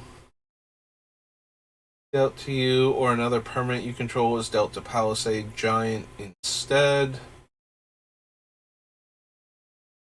It's okay, but not exactly. Creature tokens you control get +1/+1.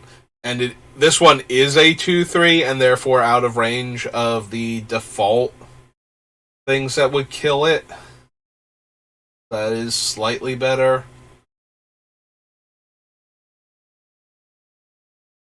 There, put a 1/1 white soldier creature token onto the battlefield.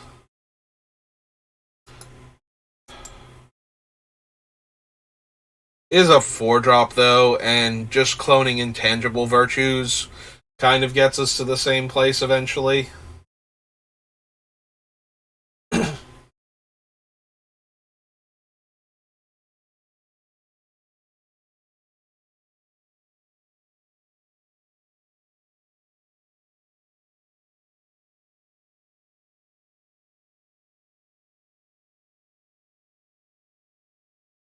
Or in defenses.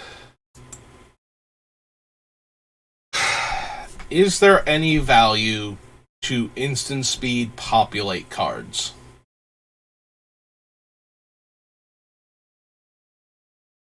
Maybe.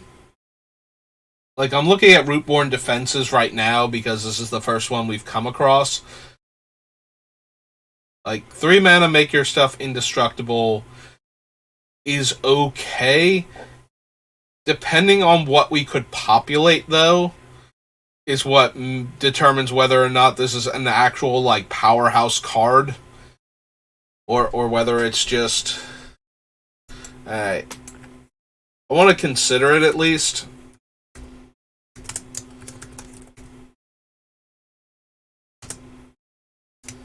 This T-White instant populate and my creature's indestructible.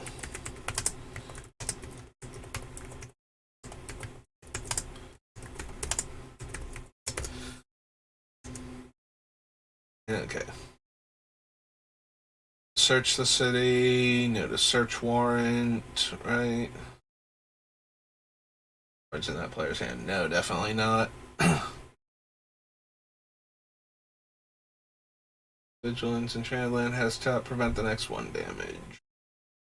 I don't know why I'm reading the aura, like, making token copies of the auras. We would get the comes into play effect of the 2/2 soldier token, but, you know, we could do that with other things that would also stay around afterwards, so...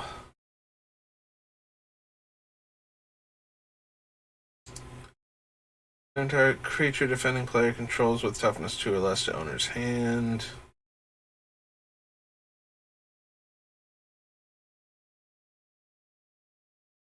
They pay X, where X is its mana cost. Blockable and detains a creature. Creatures can attack you or planeswalkers you control unless their controller pays X, where X is the number of enchantments you control. I don't think we actually need the Pillow Fort cards, despite the fact that I was considering them. We would be able to make artifact, enchantment, soldier, token creatures. Technically, they would just be enchantment, soldier, token creatures, since the thing making them an artifact would not... You know, that same problem we've had with a lot of the other cards becoming artifacts until end of turn would also apply here. Sphinx's Rev, Stealer of Secrets, old Street Sweeper. Oh, there's the phone again. 1 second.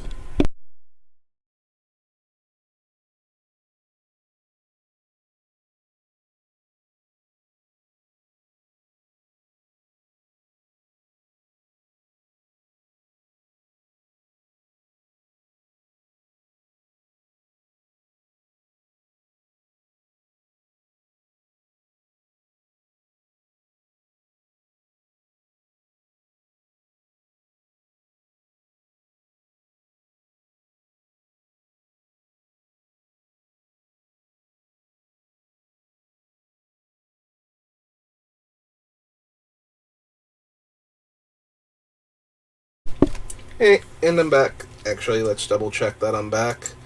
The thing moving? Yep, there it goes. Okay. Alright, pop that back up. Do we want Supreme Verdict? I probably not, only because I butchered the start of that sentence. We have a bunch of other Wrath-like effects that I'm considering that would bypass our own stuff anyway. So having an uncounterable Wrath, as good as that can be sometimes, isn't actually what we want. So if we get to the point where I wish I had another Wrath, I'm pretty sure I can remember Supreme Verdict as our option. Yeah, we have a bunch of other Wraths right now that I'm either considering because they dodge our stuff or have other versatility, like Austere Command type of cards, so I don't think we need Supreme Verdict. For each of the chosen colors it is. Nope. Trained Caracal, no. Donnie's Judgment, no.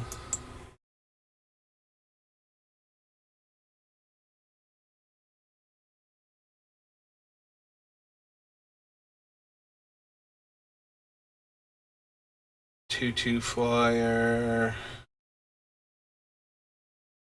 Creature and Volatile Rig. And each player, no, thank you, Volatile Rig. That's a bit too volatile for me. That was Return to Ravnica, so Gatecrash and Dragon's Maze are next. Oops. Gate, not Fate.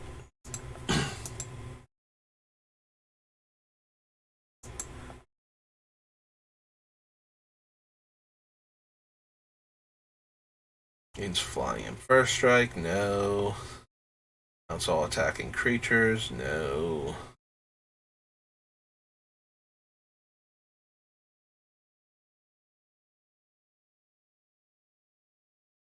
Enchantment.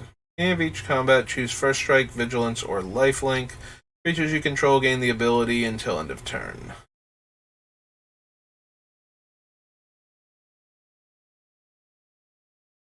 Combat damage by creatures blocking it. Fire, Defender and Extort, Blind Obedience. Artifacts and creatures your opponents control enter the battlefield tapped. Probably not.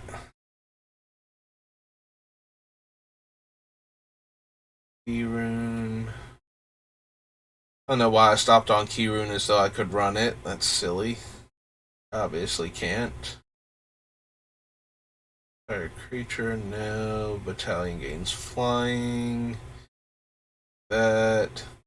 Enters the battlefield. For each opponent, you may cast up to one target instant or sorcery card from that player's graveyard without paying its mana cost, and then exile those cards.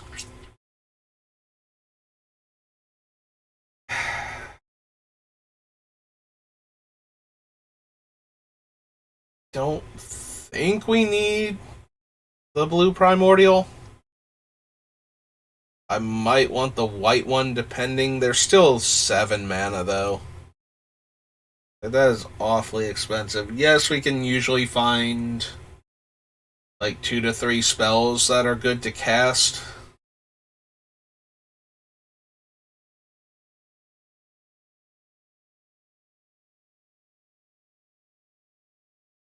And don't need the infinite.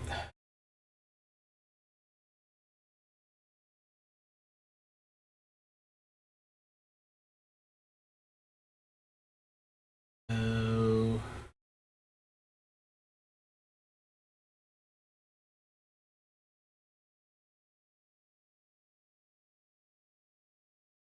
Don't think so.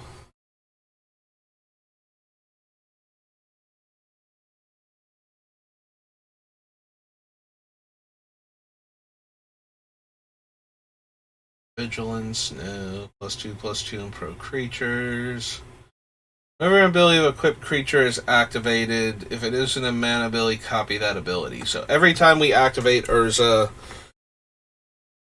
we would copy it, and we could even choose a different artifact we control to make a copy of. I guess I have to consider the Illusionist Bracers. Like, I'm more inclined to run the other cards, similarly to, what was it, like, Gix and whatnot, where I had Illusionist Bracers in there because I wanted to copy his activated ability multiple times. I feel like it's going to be... It equips for 3. Like, it's going to lose out to the other ones that also do this, so, Rings of Bright Earth and Lithoform Engine. But maybe it can still make it. It's an extort. No. No. Alright, so the white one Enters the battlefield. For each opponent, exile up to one target creature that player controls, and that player gains life equal to its power.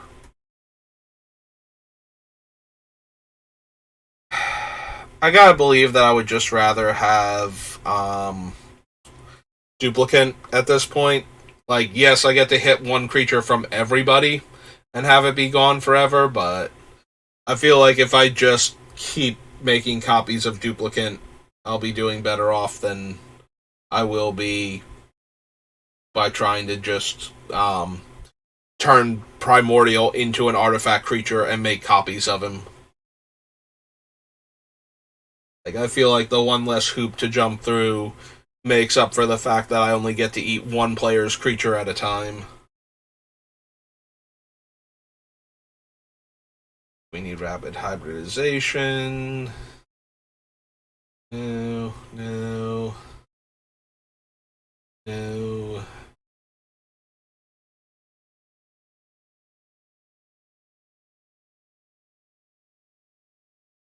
No.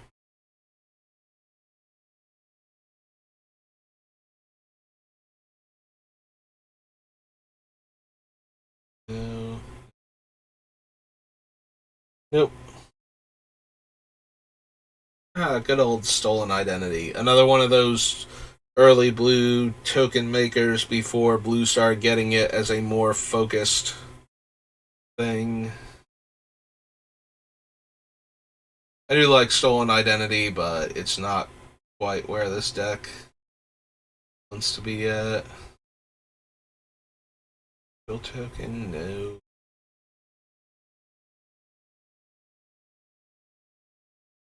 Although Urza's Protector is kind of hilarious with Anointed Procession if we can make a token copy of him.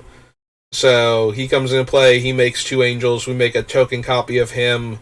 That token copy makes 2 angels, and then we get a second copy of him that makes 2 angels.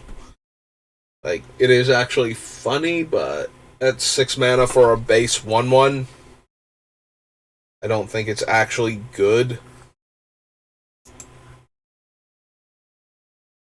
Gate Crash, and now on to one of the worst sets ever. No, that's one of the best sets ever. Don't you start with me.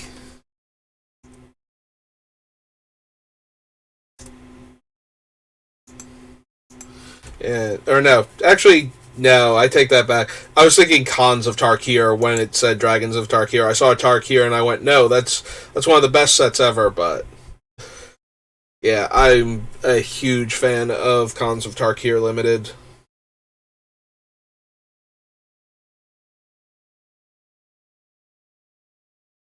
Yeah, I don't think we need Aetherling for anything. 3/2 Flying Hexproof, no. I don't think we need the Clue Stone. Yeah, I think we would rather just have Commander Sphere at that point over the Clue Stone, so if we wanted that effect. Right, those. Cancel the Absolute enters the battlefield. Name a card other than a creature or land. Opponents can't cast cards with the chosen name. Spells with the chosen name you cast cost 2 less to cast. Meh. Battlefield, you may return another target creature you control to owner's hand.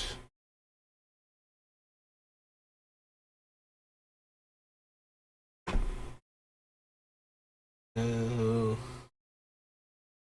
Flying Vigilance attacks. Other attacking creatures get +1/+1. Enters the battlefield. Detain each non-land permanent your opponent controls with converted mana cost 4 or less. No.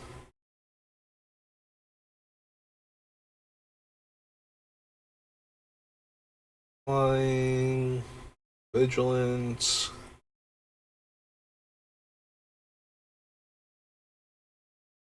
No.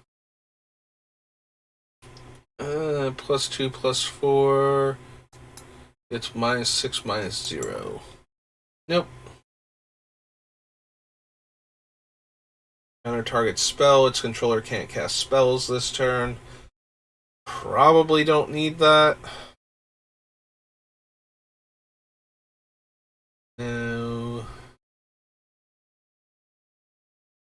into its owner's hand. No. No. Enters the battlefield. If you cast it from your hand, put a 1/1 bird creature token with flying onto the battlefield and populate. Ruining all my fun, making me have to cast it from the hand to do the cool thing. First strike. Great Doctoring.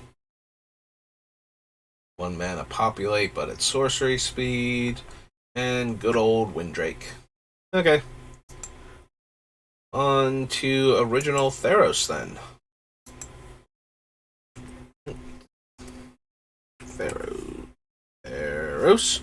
There we go. We'll just stop now and click on the thing.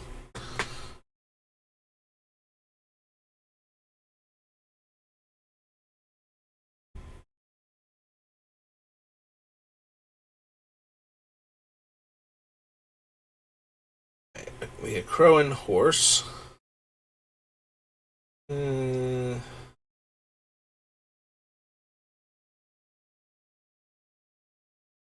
Yeah, I don't think so. Bull Raptor, Aquarius Swarm. No. No. Nope. Nope. Whenever a creature you control deals combat damage to a player, you may draw a card, and blue and 1 creatures your opponents control attack this turn if able.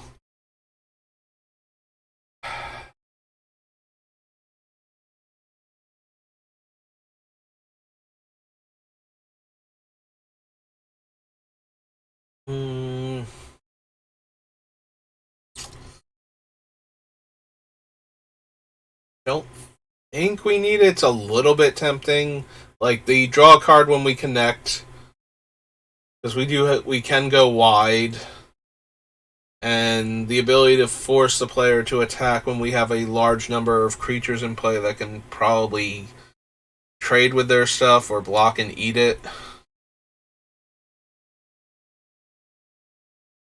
Most likely trades, but still, if we're throwing away a bunch of tokens, if they attack us, might force them to go elsewhere.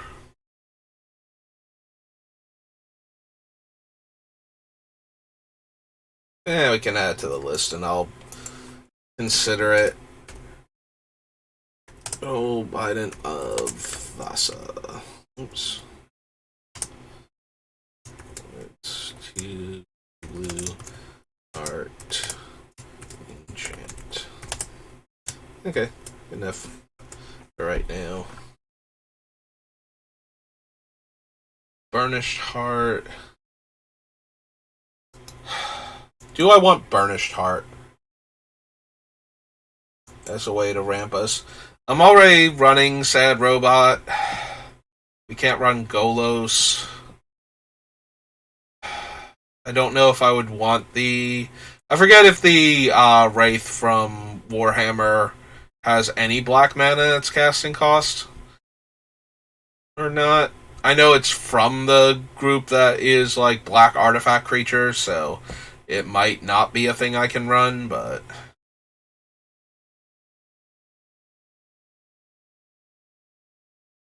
I'm going to add Burnished Heart to the list for now, and we'll see if I want to run it or not. So it's a elk, and it's a 2/2. Yeah, okay. We'll add it to the list for now if I want to run it as a mana ramp card.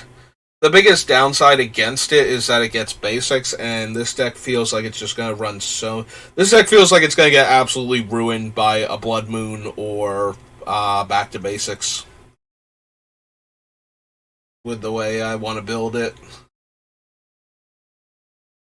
Flying in first strike, no. Have no mountains to enchant. Draw a card.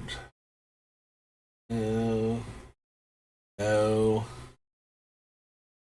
Although the copies of it would be 1/1 indestructibles that become 11/11 indestructibles when I spend 10 mana. And I could get to the point where I'm instead of spending 10 mana, I'm spending like 1 or 2.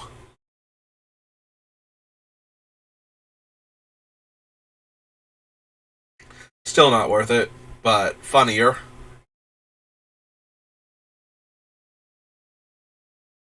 Or greater. Deals combat damage to a player, exile the top card of that player's library. You gain life equal to that card's mana cost. Until end of turn, you may cast the card, and you may spend mana or mana of any color to cast it. Good, but not anything we're trying to do. There we go. Elspeth wants to make an army of soldier tokens for us.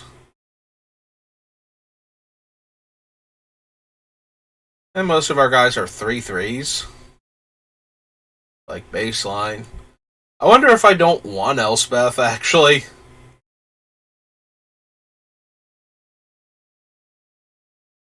Like, most of our guys are going to be 3/3s most of the time anyway. Like, the default is for them to be 3/3s. And then maybe, like, some of our other artifact creatures will be, like, 4/4s or greater.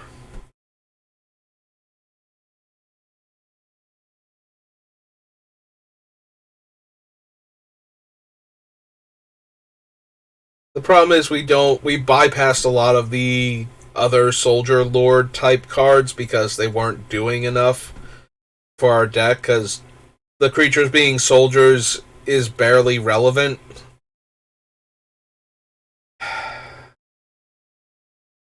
Like, she's okay, but she's another 6 mana weird wrath, basically, in our deck, and I think we're going to have enough of those that I don't need to add another one that has some amount of upside attached to her.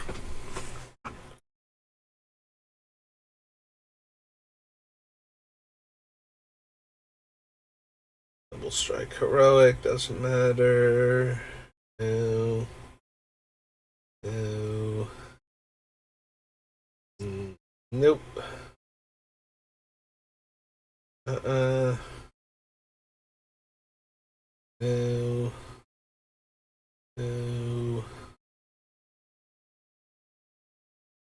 Old Heliod. By good old, I mean evil. Evil old Heliod. Field. You control an enchantment, gain 3 life. No. No. No, the Master of Waves. I had forgotten about Madami. Madomi. Until I saw it just now. It's like, oh, right. It's one of those, if it hits, you get an extra turn, and it can attack during extra turns.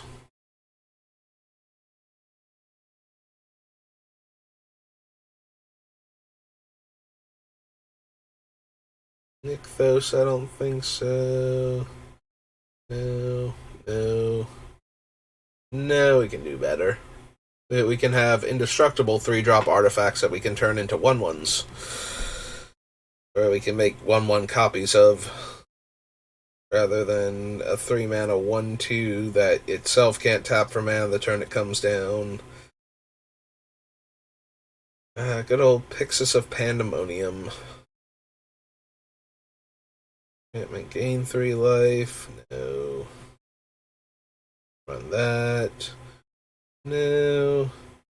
Can't attack unless defending player controls an island, and when it becomes monstrous, target land becomes an island. Yep.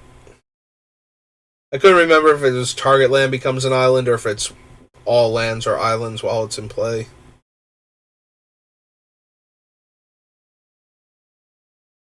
Tap up to 4 things for as long as I control the Kraken. Think so. No. Gain life? No. Destroy target creature that dealt damage to you this turn. Don't think so. Nope. You control can't be blocked this turn. We get to scry 1. Yeah, I don't think we need Thassa at all. Traveler's Amulet, no.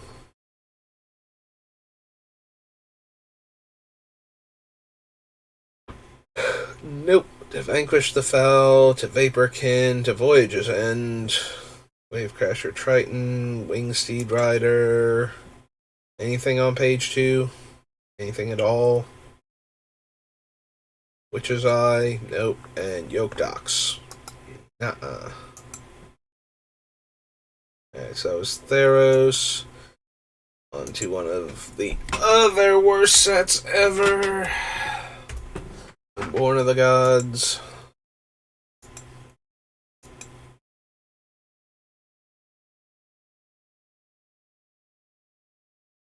Grant the next X damage. It will be dealt to target creature this turn where X is your devotion to wife. Damage is prevented this way. Reward deals that much damage to target creature or player. Bone Phalanx has red in the activation. Counter on it, no. If the ideal becomes untapped, reveal the top card of your library. If it's an artifact, creature, or land card, they put it onto the battlefield with a manifestation counter on it. That permanent is an enchantment in addition to its other types. Then we have the archetypes. I don't need Brimaz. Force of the Tides, no. Features your opponent's control until end of turn and untap it. Choose one or both return target artifact, or return target, sorry. Return target enchantment card from your graveyard to your hand, or destroy target enchantment, is what it actually does. There's no artifact mentioned at all, which is I thought was weird in Theros and why I stopped reading it. I was like, no, hang on, I'm misreading this card. That's not what it actually says. Alright, what's a Farah do again? Beginning of each upkeep, if you had another creature enter the battlefield under your control last turn, draw a card.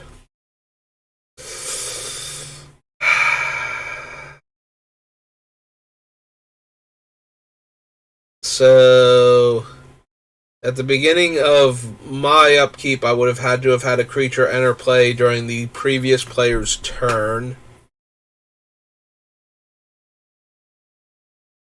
Doesn't have to be a non-token, fortunately. So, yeah, it still seems like it's not going to, like, if we're triggering it as often as we would like to, then our Urza is cheap to activate and we're getting to do all the cool things anyway. So we don't need the extra random card from Afara.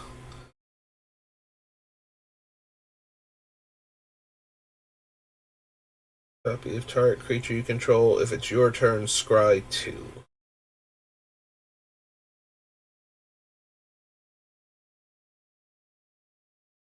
So gets +1/+1 and can't be blocked. No. No. Double strike. Tap X creature, scry 1. No. Gorgon's Head. Great Heart. Oh, it's just a 2/4. I started to read it and then it's like, no, that's all flavor text. Never mind. Dreamfinder enters the battlefield. Return target enchantment card from your graveyard to your hand. No. Hero of Erois. No. Podium. Hold at bay.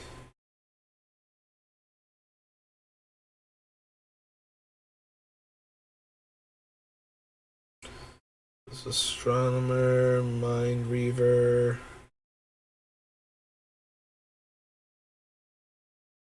Mortal's Ardor. +1/+1 and gains lifelink. Nope. Nullify. Shieldmate. Nyxborn Triton. Oracle's Insight. Sun Guide. Ornitharch. one of the few tribute creatures that was actually worth playing in limited.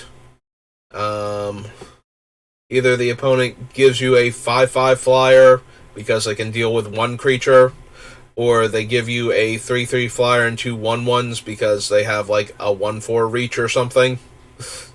So that way they can hold. They can either kill the 1/1s or hold off the 3/3. But still, it's either a 5-mana 5/5 flyer, which is fine. Even if your opponent had removal for that, you would still cast it. And find out that they had removal for it. Or it's a 3 creatures, and your opponent thinks that's going to be better for them, and then you reveal that you have a way to buff all of your creatures, and all of a sudden it's terrible for them. Yeah. Ornitharch is one of the very few tribute creatures that is actually good in limited, or at all. And even then, mostly in limited. God, that was such a terrible mechanic. The 2 enchantment cards, reveal them and put them in your hand. Then shuffle, and it costs 6 mana. Evoke Existence again. Entire enchantment card from your graveyard to the battlefield. Yeah. I don't think we have enough enchantments to merit such a thing. Player can't draw more than 1 card each turn. Sunstorm, Sunbond.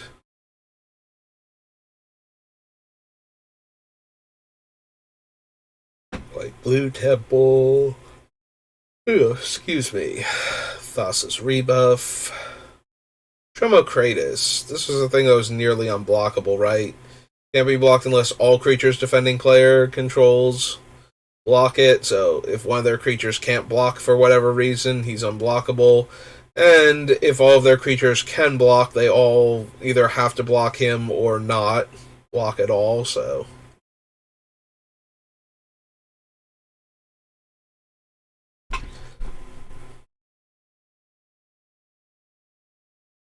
one white cat token onto the battlefield. Nope. Vortex Elemental, no. And good old Whelming Wave. Not overwhelming, not underwhelming. You will be whelmed by this wave.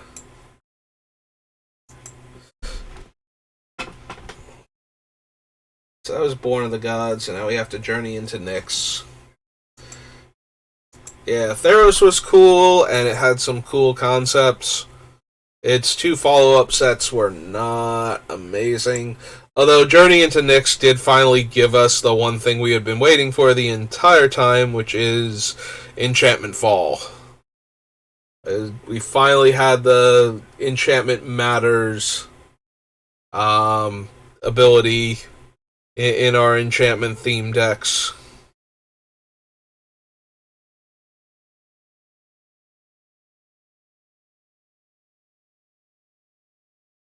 Gain flying, gain indestructible.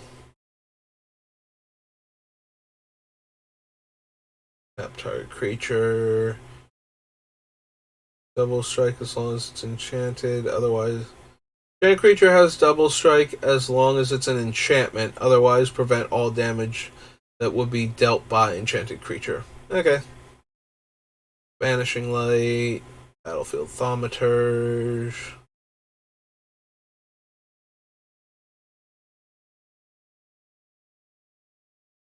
That 3/2 Flash Flyer.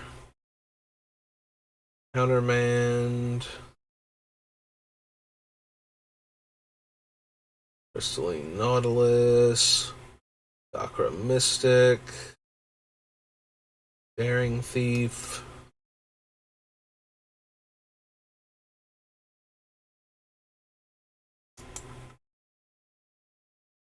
Dawnbringer Charioteers.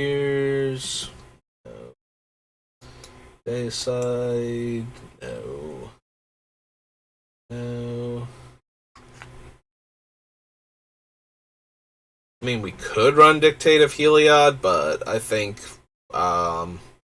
Flash aside and costing 2 more to have Flash without being able to be cast at sorcery speed for the 3 mana. I think I would rather just have Tempered Steel. Dictative Crufix.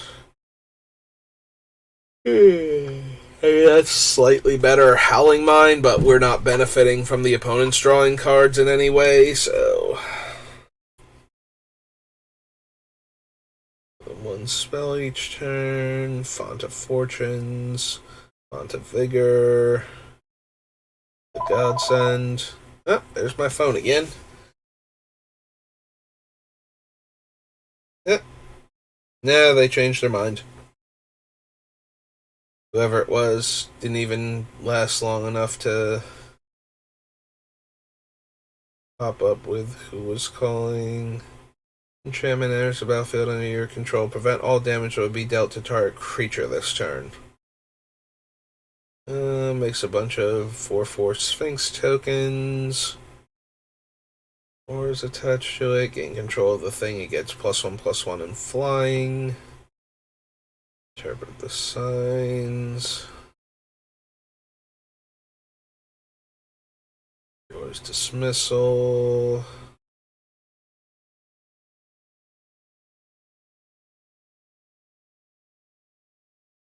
Nope. Don't think so.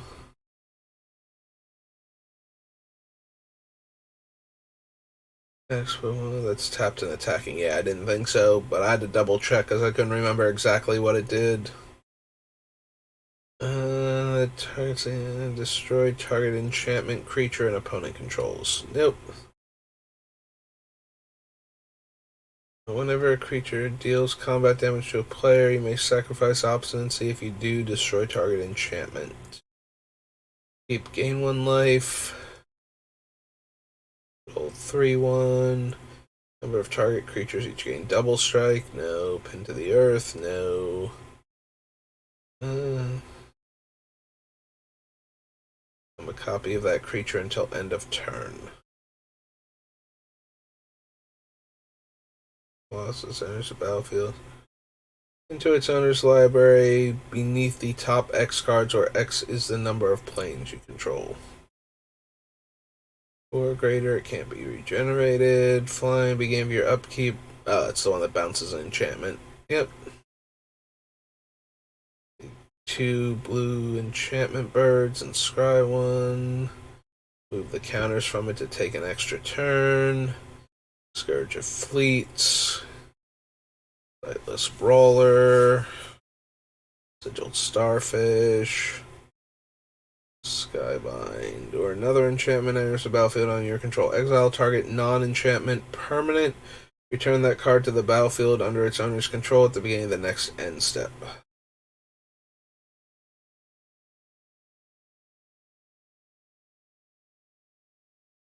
+1/+1 counter on creature. Those things. No. Constellation. Target player puts the top 2 cards. No. Target creature. No. No. No. No. Block this turn. So nope. Okay. Nothing from Journey. Now we get to go into one of my favorite sets ever. Right, what time we got? It's starting to get a bit late. Alright, it's almost 1:30, so I gotta get ready to go. I thought we were gonna get into cons, but I guess not. So let's save here.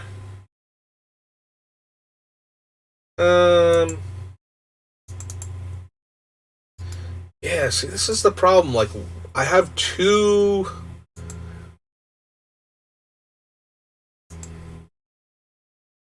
EDH documents now, and it's really messing with me. Go to documents, go to here. It only has that one in it. Where's my other...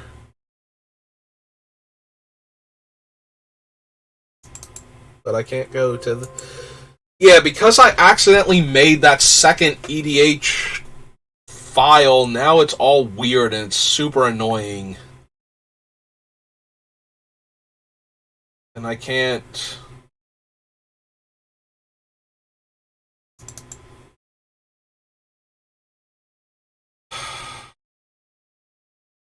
God, this is so frustrating. All I wanted to do was copy my other stuff. Location on this PC, make sure the device or driver is connected or the disk is inserted, and then try again. If the location is on a network, make sure you're connected to the network or internet, and then try again. If the location still can't be found, it might have been moved or deleted. Yeah, so there's one version of this that is gone, and there should be another version that is still here, and I don't know why. Alright, I'm gonna end the stream and figure this out myself. So... thanks for watching, and I will see you next time, and I'm going to try and figure this out, because this is super frustrating now. Alright, like I said, thanks for watching.